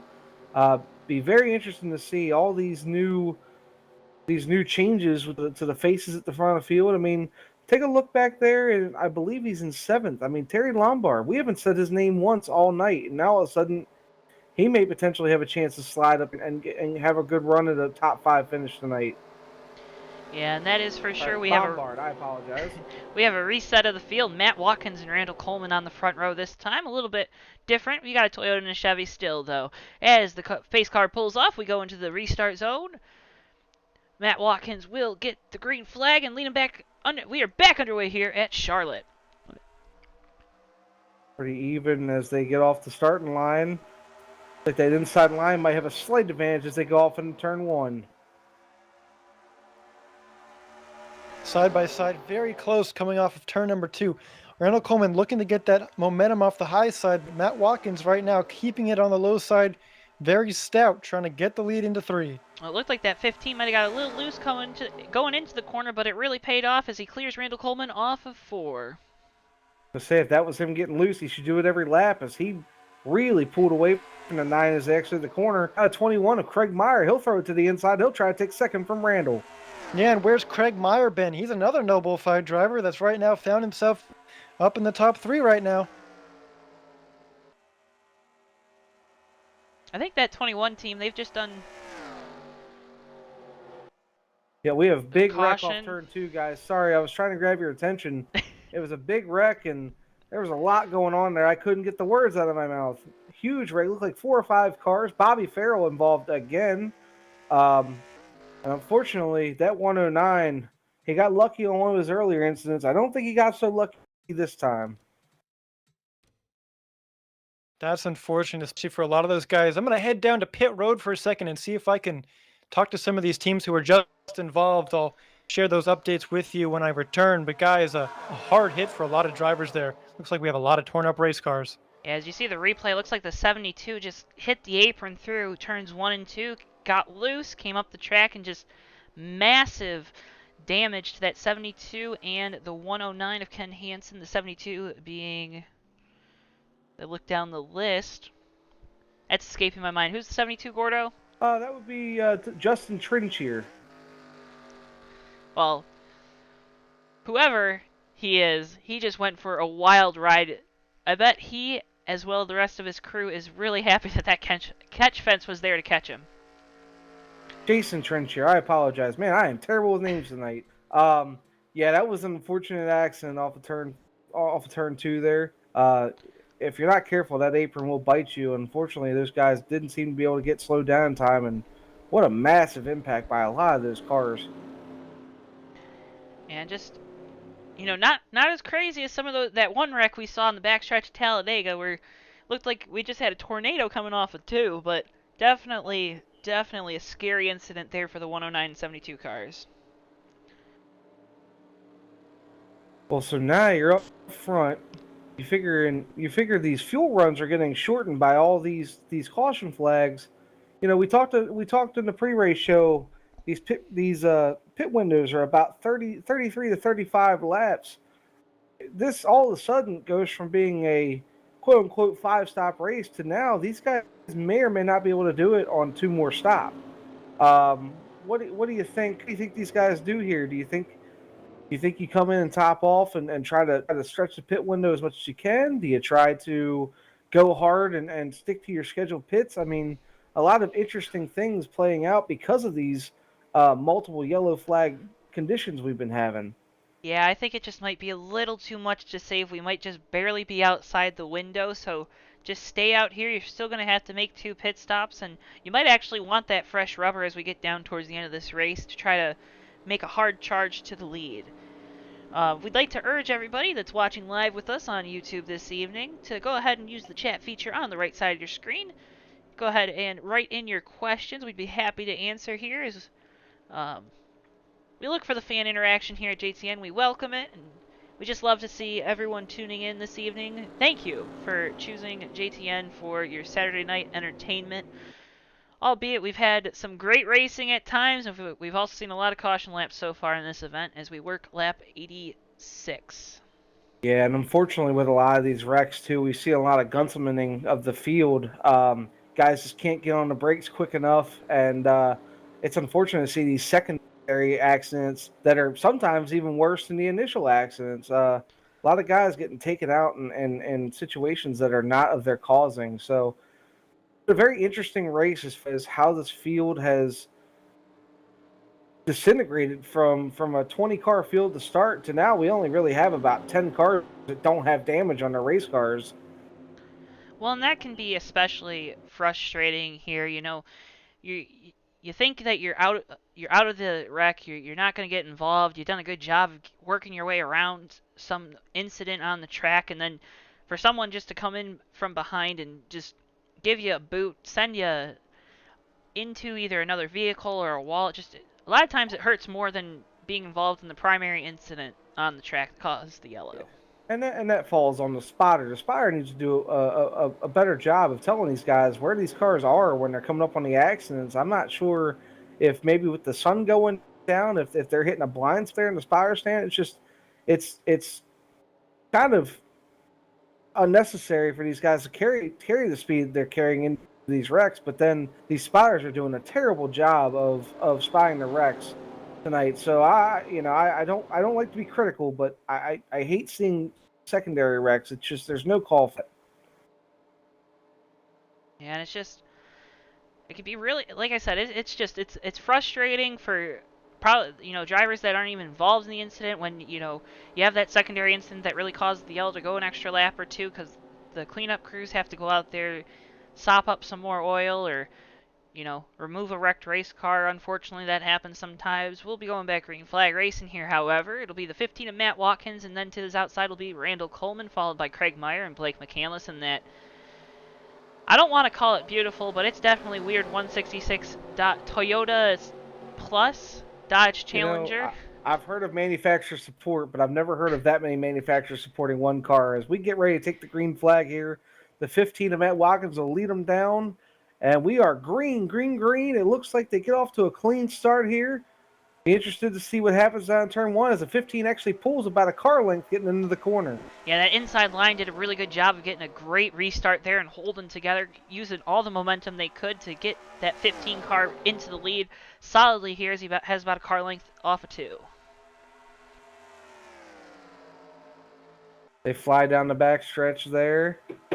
Looks like Randall will hold the outside line on Craig Meyer, but Craig Meyer will battle back on the inside as they got a tight battle for second off 4. And it looked like we had a car in the wall, the 22 of Gary Piccolo, as he continues to fall back. Another one of our noble guys, but yeah, the battle for second continues. The 21 of Craig Meyer on the inside, Randall Coleman on the outside, looking to carry the momentum off of 2 down the back straightaway.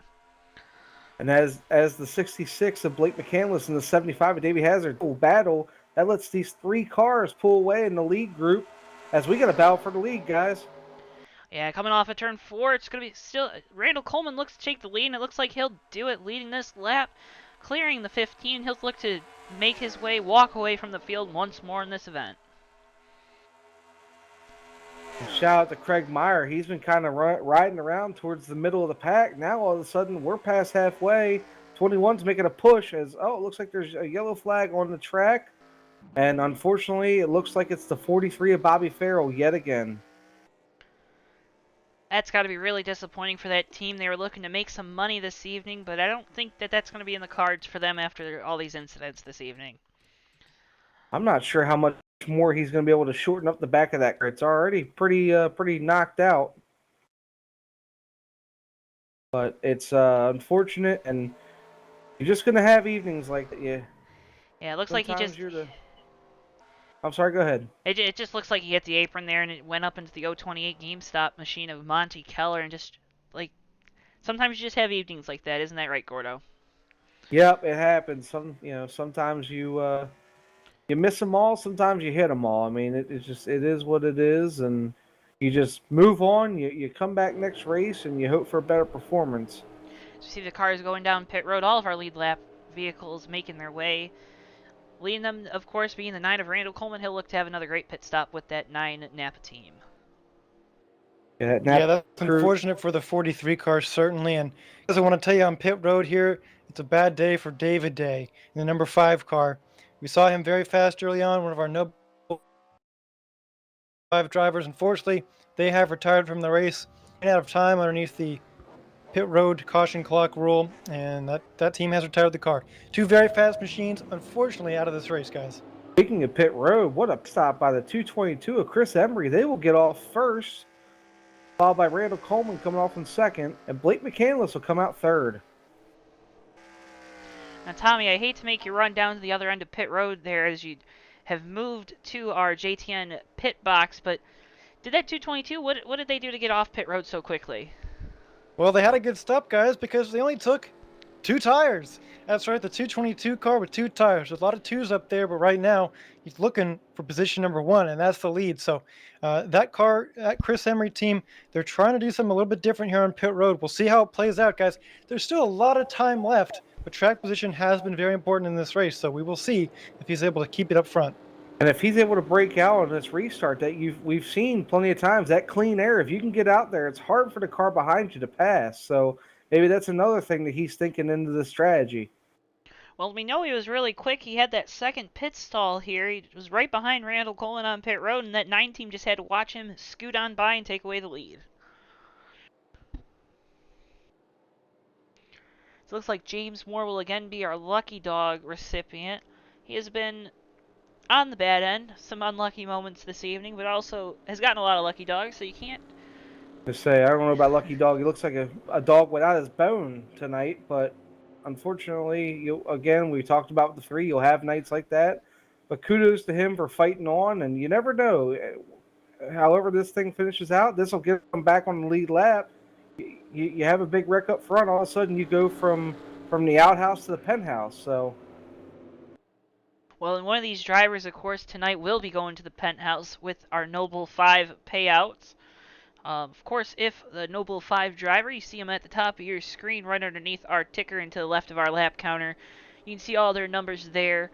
A great event that the TDR Racing League puts on 5 times a year. The next event will be in the middle of June at the Michigan International Speedway. Unfortunately, we will not be able to broadcast that race, but we hope to see everyone here for the next event, which comes later in the summer at Las Vegas, if I do recall correctly. I'll tell you what, whoever wins that No Bull in Las Vegas is going to have a pretty good night. You can definitely roll the dice there, and if you come away with the big jackpot at the end, spend a nice time out in the casinos. Definitely don't spend it too irresponsibly, of course. Well, Tommy, you just said roll the dice, and why don't you tell all our viewers at home what roll the dice means for you in Las Vegas? Well, Joe, that's a throwback. Certainly, you just took me back to my first ever NASCAR Racing 2003 victory. It was in the Fast Performance Series at the time, now the Dash Series. Joe, we gambled late in the race, stayed out under a late caution, and took the lead that way. And there was no looking back. You see me pulling away from Adam Sweet and Austin Hakes as a big wreck happened in Turn 4. And I'll tell you what, Joe, that takes me back to a simpler time for sure. That was back in March of 2015. So yeah, rolling the dice means a lot to me, that's for sure. That was back in your Flex Seal days, wasn't it? Yeah, that's right. We had a fantastic partnership with Flex Seal, and they've been a long time supporter of myself and in sim racing. I just can't thank them enough for giving me the support that I needed at that time. Of course, had the iconic dice on the bottom of the car that I used to race at Las Vegas races, and boy, I could have used them at the fast race there a couple weeks ago. But here we go, guys. Coming to lap number 95 here. Pace car lights are out, and it's Chris Emery in the 222 car rolling the dice himself. Right now in the lead with Randall Coleman on the outside of that front row. Yeah, and they'll be followed by the 166 of Blake McCandless and the 21 of Craig Meyer, with Matt Watkins, one of our more recent leaders, falling all the way back to 5th, and Davey Hazard to his outside. As the pace car pulls off, takes that hard left turn down pit road, we'll see Randall Coleman and Chris Emery come into the restart zone. Emery obviously will get the start in that beautiful 222 Blue Angels Ford Mustang. Green flag back in the air. We are underway again here at Charlotte Racing in the TDR Cup Series. A clean restart for our leaders there. 222. Chris Emery will pull out by a car length. He will look to clear Randall as they come up a turn 2. And Randall continues to get those Jeff Gordon restarts here. Obviously his favorite driver, but I wouldn't want to have Jeff Gordon style restarts here. Yeah, maybe not at a track like this, like Charlotte Texas or something like that. But we'll see how it plays out. I mean, that 222 is going to be a game right here to see what he can do on 2 tires. Not only is that'll let him know what's going to be accomplished with them, but also these other drivers, they're going to learn from him and see where he falls back to. And right now, unfortunately, that's going to be second place. Randall Coleman trying to fight on the outside. Clears him going into 3. Almost. Looks like the 222 is going to give up that second spot, though. Well, yeah, I'm sorry. Go ahead, Joe. You talked about 2s. The 222s followed by the 21, another 2 there. Although it's in a different column, he'll look to the inside for second. A lot of side-by-side battles out there. You got the battle for second, but now we got a battle for fifth brewing up as another name we haven't mentioned too much tonight, Michael Murata. Here he comes to the front of the field. He'll be in the 5th place as they go into 3. Michael Murata, like I mentioned earlier in the broadcast, a journeyman in our 2003, has driven a lot of cars for a lot of teams, and right now finding his way up through this field. He was involved in an incident that saw that car get quite a bit of right side damage, but right now he's looking pretty okay, guys. He's a former winner, of course, on this JTN broadcast team, won the Dash Series race at Talladega. My first broadcast with this crew, and guys, he might be in shape for another one. What do you think? I would love to see that from Mikey. Mikey, obviously, he drives for me in the Fast Cup Series in our 21 machine for Team Towanski, and he's doing a great job here for his family team, although it looks like the 166 of Blake McCandless is going to get to his inside for the 5th position. I'll tell you guys, that 2-tire pit stop for Chris Emery not looking like it's paying off as he's falling back to 4th place. So put that one in the memory bank, and unless it's something late in the race where you need track position, it doesn't look like 2 tires are going to be the way to go tonight.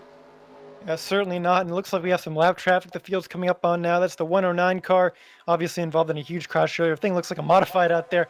Perhaps that team for getting that car fixed, though. Right now, it looks like the 21 car trying to get back up there in the lead. That's Greg Meyer. Yeah, and he knows we're coming to payout time here at Charlotte. He's obviously started making his way towards the front in the second half of the race, but another guy coming back to the lead is Davey Hazard in that 75, sitting there in 3rd. I feel like Davey's been lurking in 3rd all night. He's got just enough to stay up there, but he hasn't made the move yet. Do you think, Tommy, he's one of your best friends, do you think he's playing a little cat and mouse with these guys, or do you just don't think he has the strength in the car to win this thing? Well, here's something about Davey. He's one of the smartest racers that I've ever had the chance to compete against and know. I think right now, sitting in 3rd, he's just buying his time. Look, he knows there's 60 laps to go, coming to 59 to go right here. He knows he's got a good car underneath him. That crew did a great job fixing it. And I think right now he's just being patient. He knows what he's doing. It's not like he's going in here blind. He has a very good sense of how to play this game right. And so right now you see him catching up to Craig Meyer in the 21, going for the pass for second, guys. I mean, I'm telling you, that's exactly what he does. He knows what he's doing, very calculated, and he's making a great move there for second. Looks like he's going to clear Craig Meyer off 4. Well, and before this race, Davey and that 75 team, they were very hesitant with their entry. They were late entry into this event in that 75 AMP Gold Toyota Camry, and that team, they were just really hesitant about bringing a car here, taken away from their Fast Cup Series, which is their primary tour in the USORL Series. They also runs Saturday nights, and they decided to come here to race in the TDR Cup Series because it was broadcasted on JTN this evening. As he hits the wall. Oh my, yeah, huge impact by the 75 off turn 4. That's really unfortunate. We've seen that before from him tonight. That was a harder impact than the first time. I'm sure that's going to affect things for him quite a bit. That's quite unfortunate, guys. Well, he's just singing his praises. It always seems to work out that way, doesn't it? Commentator's curse. But that 75 team, they're definitely going to be looking for a caution, Tommy, because they got that car fixed up pretty good the first time. I'm sure they can do it again, right? Certainly they did a good job the first time, and I want to say that's unfortunate for him, but if there's anyone that can come back from something like that, it's going to be the 75 car, let me tell you. Lap traffic, we're only 3 wide here. Emery might have got into the 75, or the 75 might have got into the 222, however you view it. But Chris Emery, he said that 2-tire stop didn't work, but he's sitting 3rd, and he was nowhere close to that position before that caution. Yeah, I'm actually surprised now that the tires have kind of leveled out. He is hung in there in the third spot. So yeah, maybe these crew chiefs started looking at this and realizing, look, we might give up a little something early in the run, but if we can hold our ground, once these tires level out, we do have a shot to maintain pace. So, definitely something to look at in these later stages of this race. As we move now to looking at the second place of Craig Meyer in that 21 Busch Light Ford Mustang. He's doing a good job of sticking there with Randall, but I don't know if Tommy, do you think anyone really has something for that 9 car this evening? Well, it's hard to say, Joe. Certainly, if we have a shorter to mid-range run, they might not, to be honest. I mean, Randall's done such a good job all night long staying up front. But if we get a longer run, then things kind of change a little bit. I really want to see how this 9 car can handle on a long run. Obviously, he stayed up front for the most part on earlier ones that we've had, but I'm really interested to see what the 21 can do.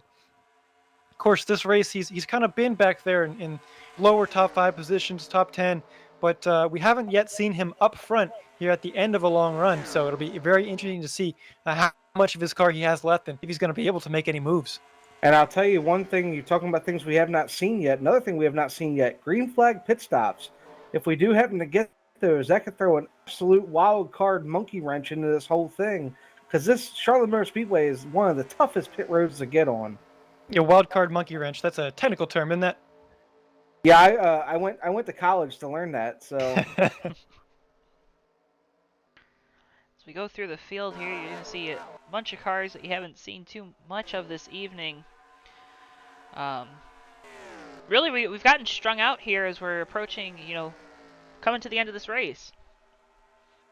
Yeah, we have, and I'm telling you what, coming up on almost 50 laps to go here, as things wind down. Let me run through the no bull 5 order right now. We've got Randall Coleman leading those race with that number 9 car, been strong all night long. Craig Meyer currently in the 2nd position. He's in the 21 car. Following him, we have Matt Watkins right now in the 6th position on track with 3rd in the no bull 5, followed by Robert Balcom in the 18, Gary Piccolo in the 22. And then you have to go all the way back to James Moore in the 03 car. Those are your guys remaining in this race, at least 1 lap or on the lead lap down. Bobby Farrell in that 43 car right now, 17 down. Unfortunately for him, it looks like his no bull chances have evaporated. Well, and as you talked about that, James Moore, he's getting lapped here. Got really tight through turns 1 and 2, and that's going to allow the 166 to close in on the 2nd through 4th. I'll tell you, that just shows how good of a wheelman Davey Hazard is. He's got the whole right side of that car pancake. Here he is racing for 2nd in this race.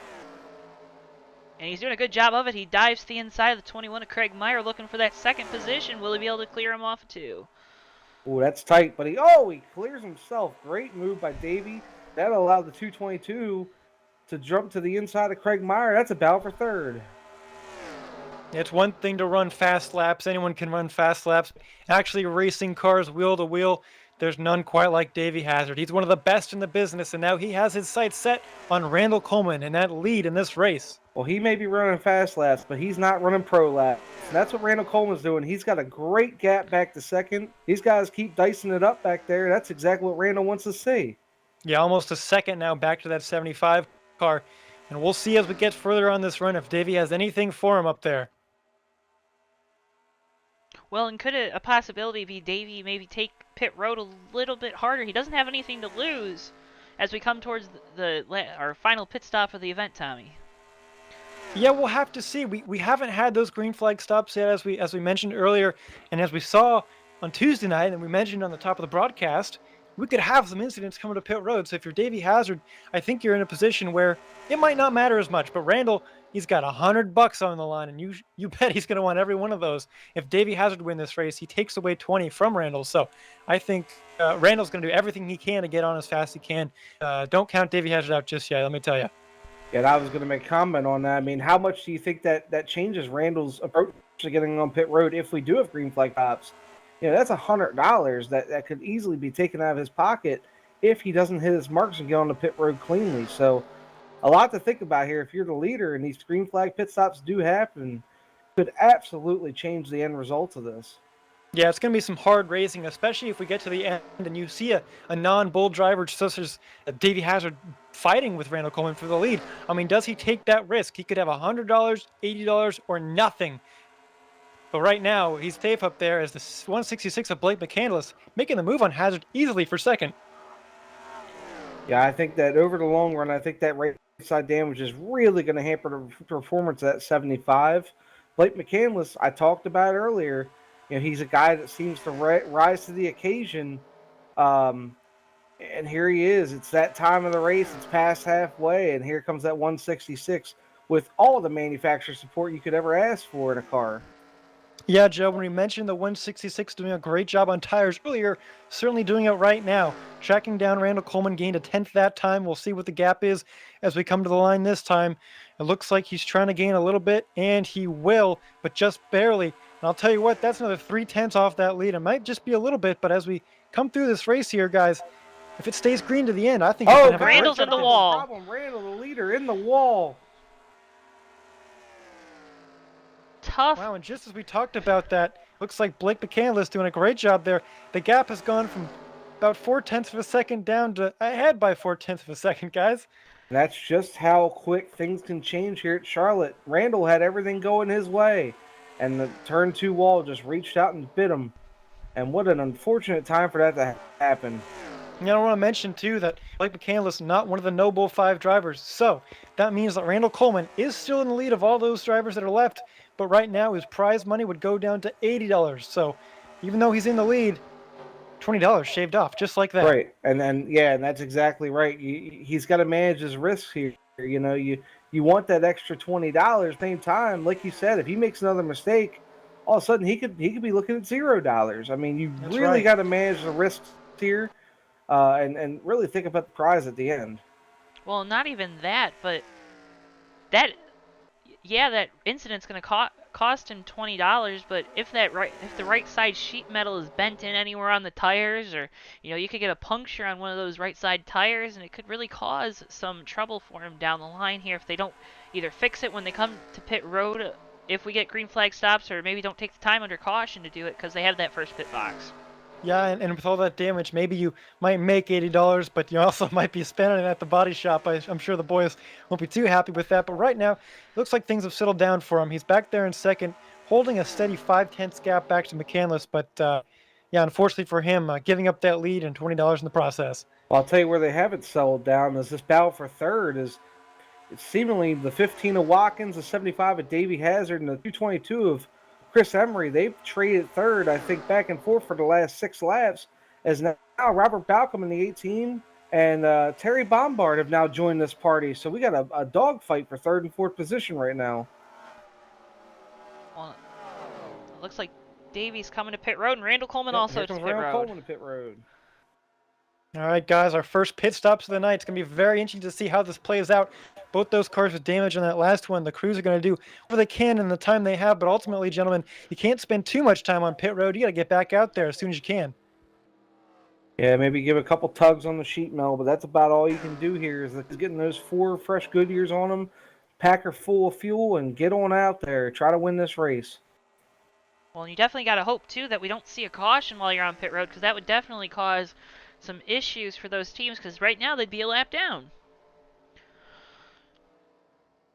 Yeah, I think the field's strung out enough towards the back of this field, back of the pack here, to where they should be able to get on and off of pit road cleanly.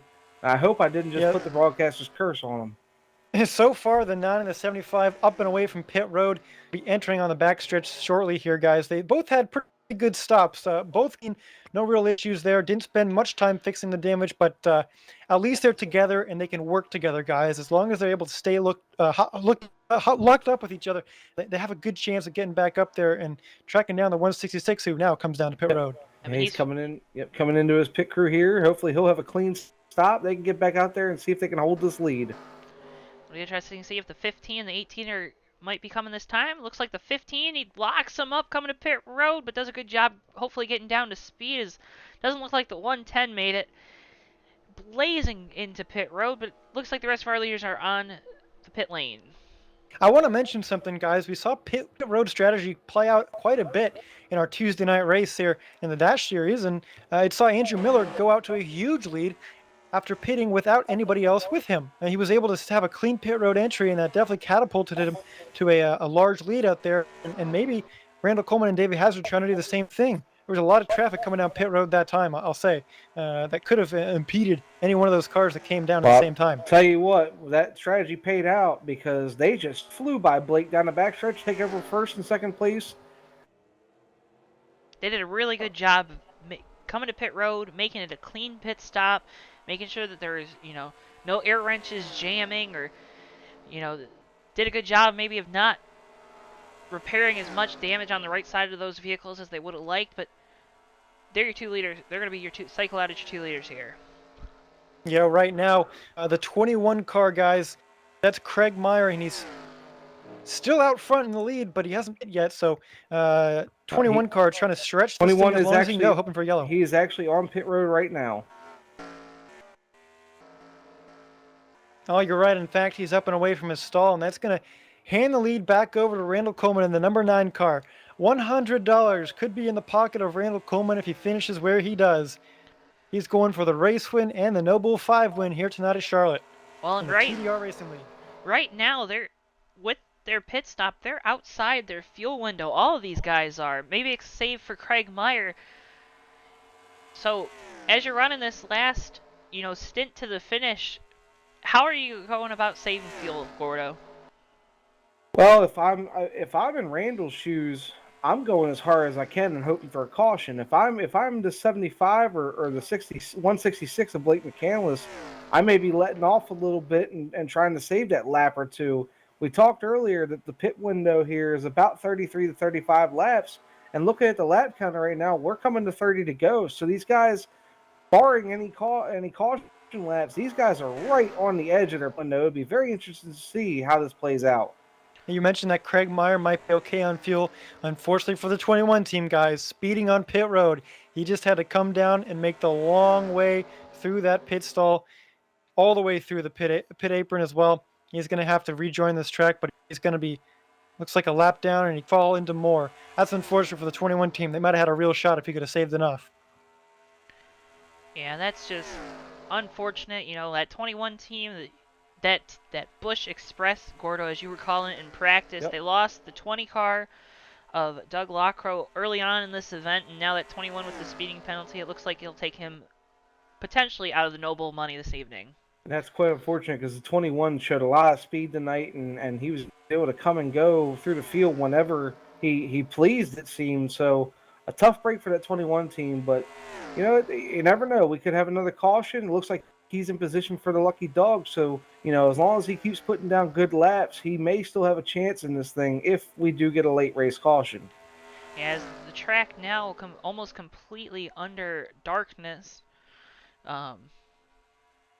as the track temperatures cool, Tommy, what are you doing as a driver maybe a little bit differently?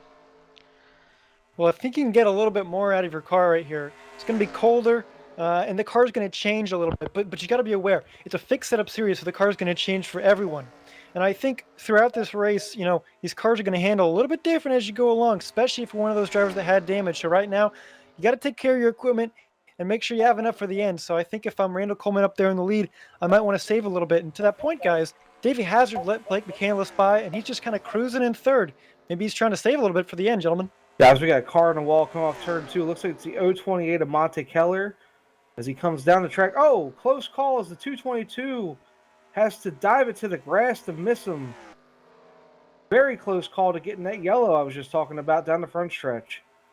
Well, that would really bring this race bring a lot of these cars back into the fold for this victory, but fortunately for these 3 leaders right now, that did not happen. They are in first position, Randall Coleman, 166 of Blake McCandless, following suit in second, and then 75 of Davey Hazard. Your boy Tommy running in third.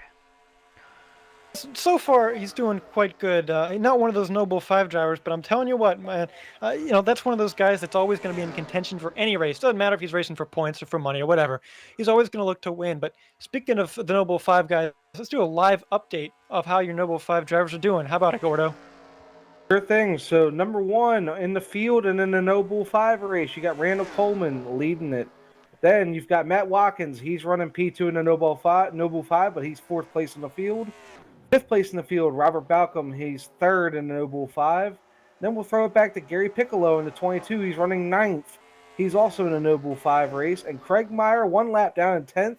He will round out your top 5 in the Noble 5.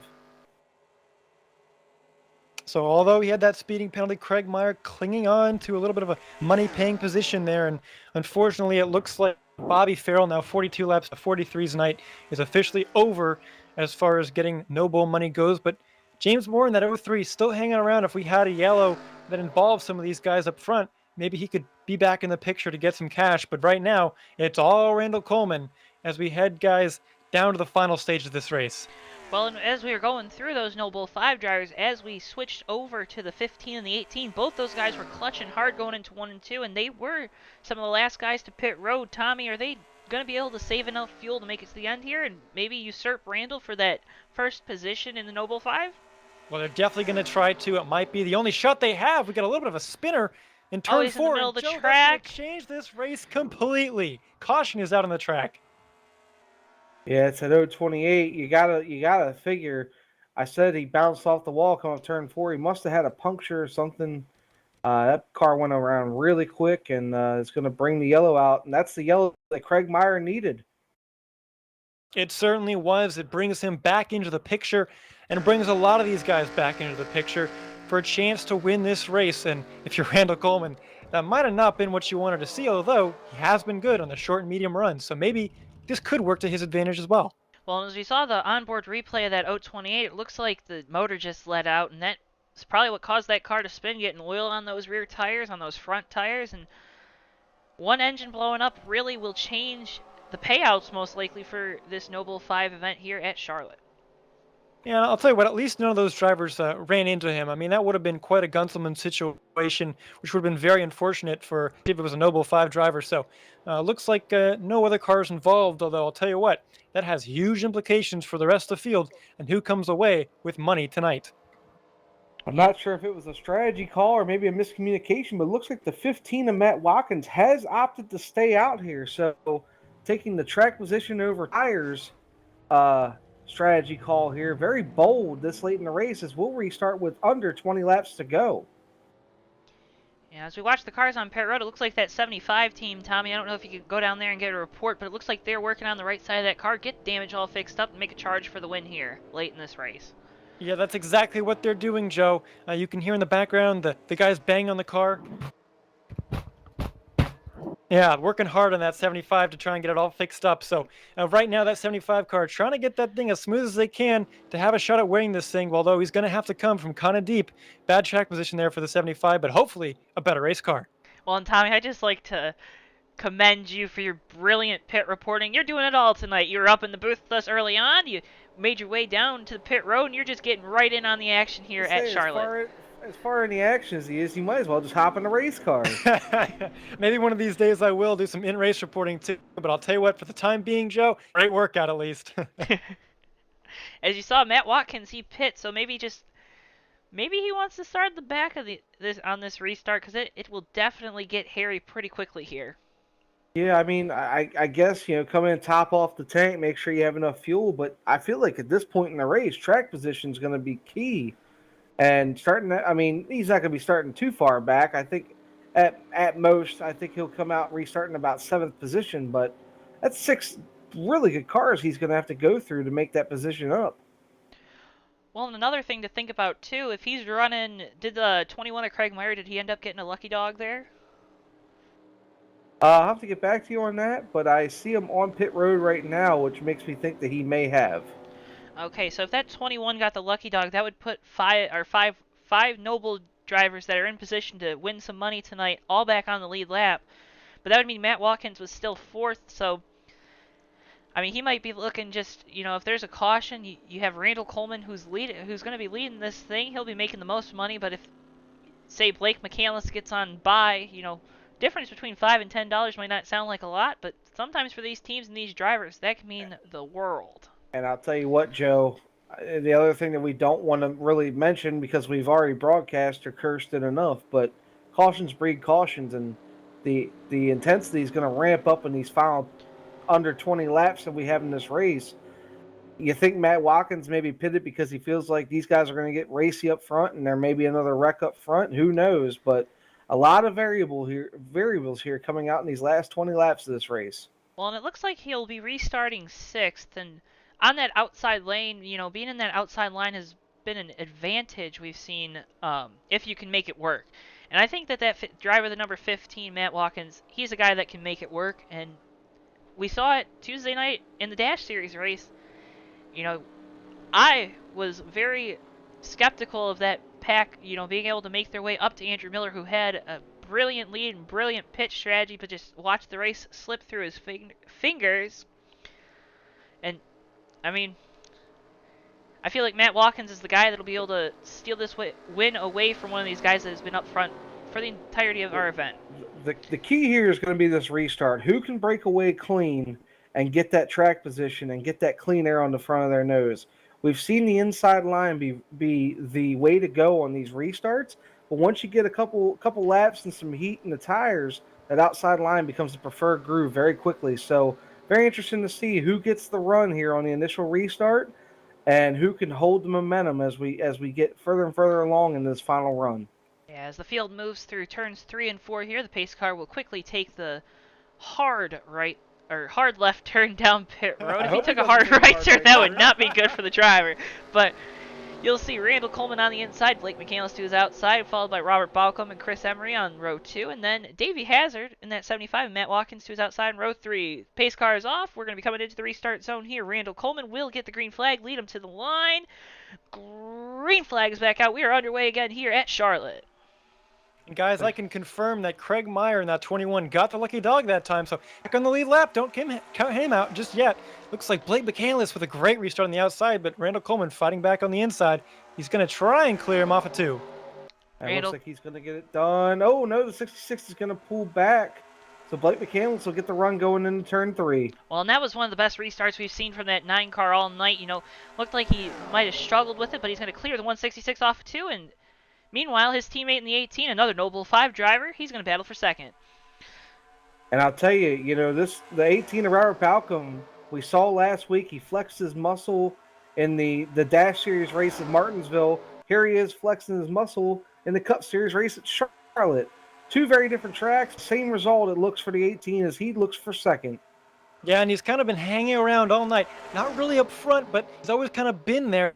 He's going to have to get around that 166 car. McCandless has done a great job all night long of controlling his position. He seems like he can go wherever he wants, being able to save tires early on and up through the field later on in a run to be up front. But right now, it's Randall Coleman still leading. He's been great all night long on the short and medium runs, and that's exactly what this race is going to end with. So, guys, that 9 car looks to be the one to beat right now. That 66 might have a shot.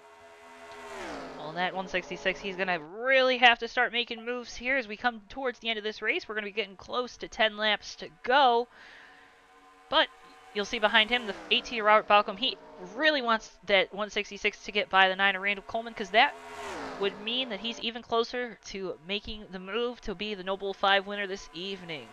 McCandless is going to have to find a way around Randall on the outside. I don't think he's going to be able to make that on the inside. Yeah, and Randall running up there is exactly where he wants to be. He doesn't want to give Blake McCandless that high side. He's been so good at it all night long. So right now, Randall Coleman in the lead, controlling his line and making it life hard on Blake McCandless. And Robert Balcom sitting there in third. He wants $100. I'm sure that Balcom wants to get up there in the lead soon here. It's Davey Hazard getting a little bit close to him on the backstretch. Yeah, we almost had an energy drink battle there between Rowdy Energy and Amp Energy, but we continue to see a battle for the league as they're going to be coming up on a lap car here down the front stretch. They're all going to get by. We come down here. We got 13 laps to go, guys. All bets are off. What do we think happens here?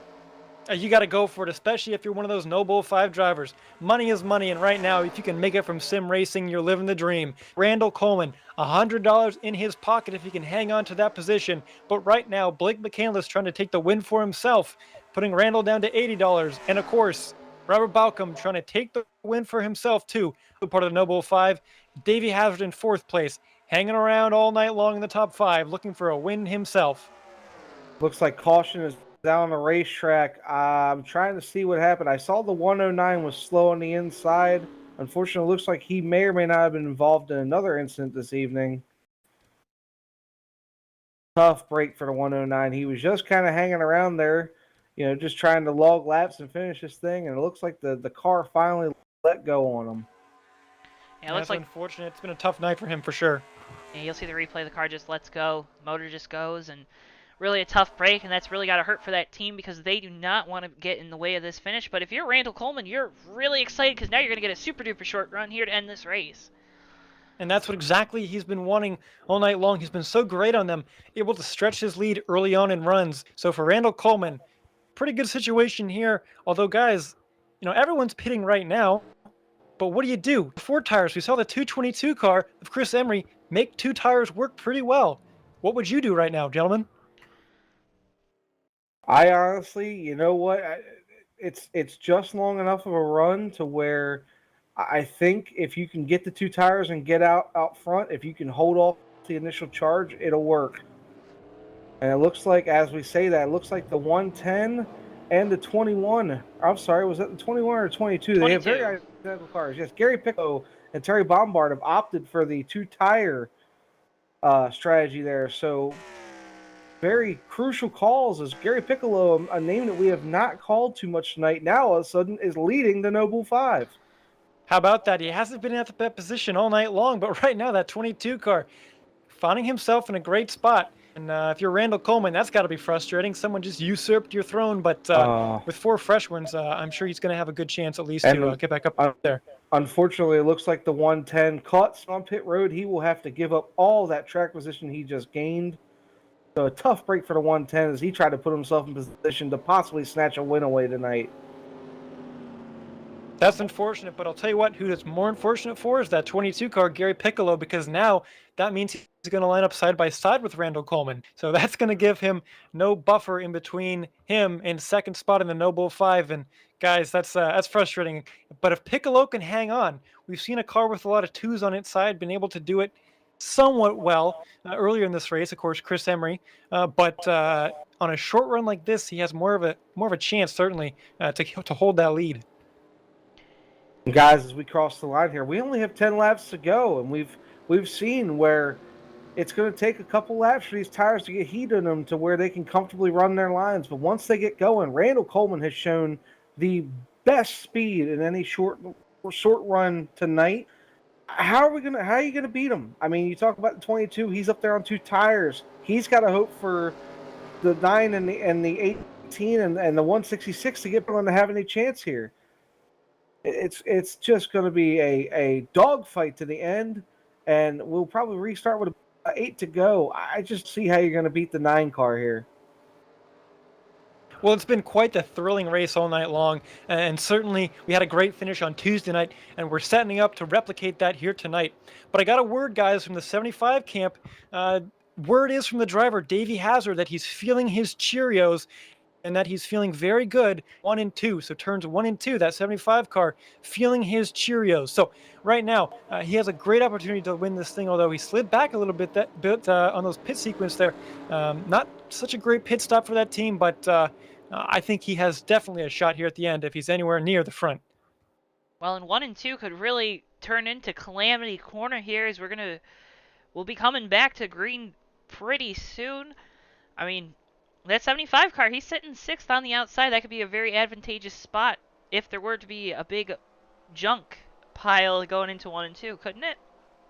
Certainly, and if a lot of cars get Gunthelman here, especially at the top of the field, it could involve a lot more vehicles behind them. So, man, I'll tell you what, it could be a very, very messy time, or it could be very clean, or maybe a bit of both. Charlotte Motor Speedway has produced great races throughout the years, and I think we're setting up for a great one here tonight. What do you say, Gordo? I think you're right, man. We got a lot of interesting stories up here in the front. You got the 22 again. Gary Piccolo, have not said his name all night, but the opening credits. You got the 9 car, Randall Coleman. He's right there. He's hungry for $100. Blake McCandless, he doesn't care about the money. He just wants to win. And you got Robert Balcom has sat there in about 4th or 5th position all night. He's ready to strike in that rowdy energy. And don't count out the 222 of Chris Emery and the 75 of Davey Hazard. They're hungry for a victory as well. Yeah, and I'll tell you what, hungry for victory, that describes a company that's been supporting the JTN broadcast since the beginning. Guys, it's 10 to go, and that means it's the TWB 10 to go. Over a decade, TWB has provided companies, consumers alike, with products and services that make business happen from a brand you can trust. For more information, visit us online at twb.com. TWB, let's do this together. Gentlemen, let's do it together. What do you say? 10 more laps here at the Charlotte Motor Speedway, heading off at turn 4. We're going to go green. This time by with Gary Piccolo in the lead, Randall Coleman on the outside as we head through the restart zone. Green flag is back out here in Charlotte, North Carolina. And Randall did not get the best restart. Looks like the 22 Gary Piccolo is going to get clear, and the 166 of Blake McCandless is going to be to his inside. The battle is for second. McCandless clears Randall, and just really tough for that 9 car. Yeah, that's exactly not what Randall wanted to happen there on that restart. As he did not get a good restart. The 22 got a good push, and the 166 was able to clear him off the corner. Gary Piccolo on those 2 tires, leading the race and the Noble 5. $100 in his pocket if he can hang on. But Blake McCandless is all over his rear bumper. Here comes Randall Coleman trying to leech back his spot on the outside. Yeah, Randall's got a great run off of turn 2 there. Sorry, Joe, as they come down the back stretch. They're going to race off into turn 3. What do you think, Joe? Do you think Randall makes the move off 4 here? He's going to have to because we're running out of time. Randall Coleman to the outside for second. He'll look to keep getting a great momentum off the corner, but the 22 Gary Piccolo, he's just got to love what he's seeing in his mirror side by side for the second position. That's perfect. That's exactly what the 22 car wants to see. Cars racing behind him. Right now it's all Gary Piccolo. Oh, it's really close up front, guys. We're going to have a great finish. I can just feel it.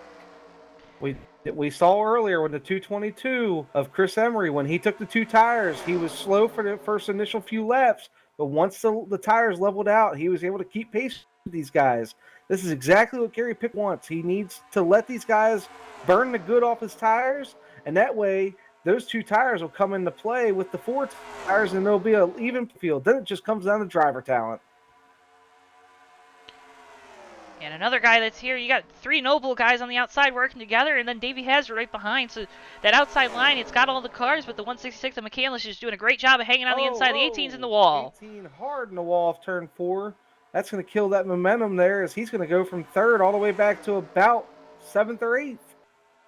Just 5 laps to go. Gary Piccolo 5 more times around this racetrack for $100. Currently leading, but Randall Coleman's right on his bumper on the outside line. Blake McCandless on the inside, trying to get him one. On the inside line is also 222 of Chris Emery. Ahead of him in 4th, Davey Hazard. He wants to win too. All these cars under a blanket at the end of this race.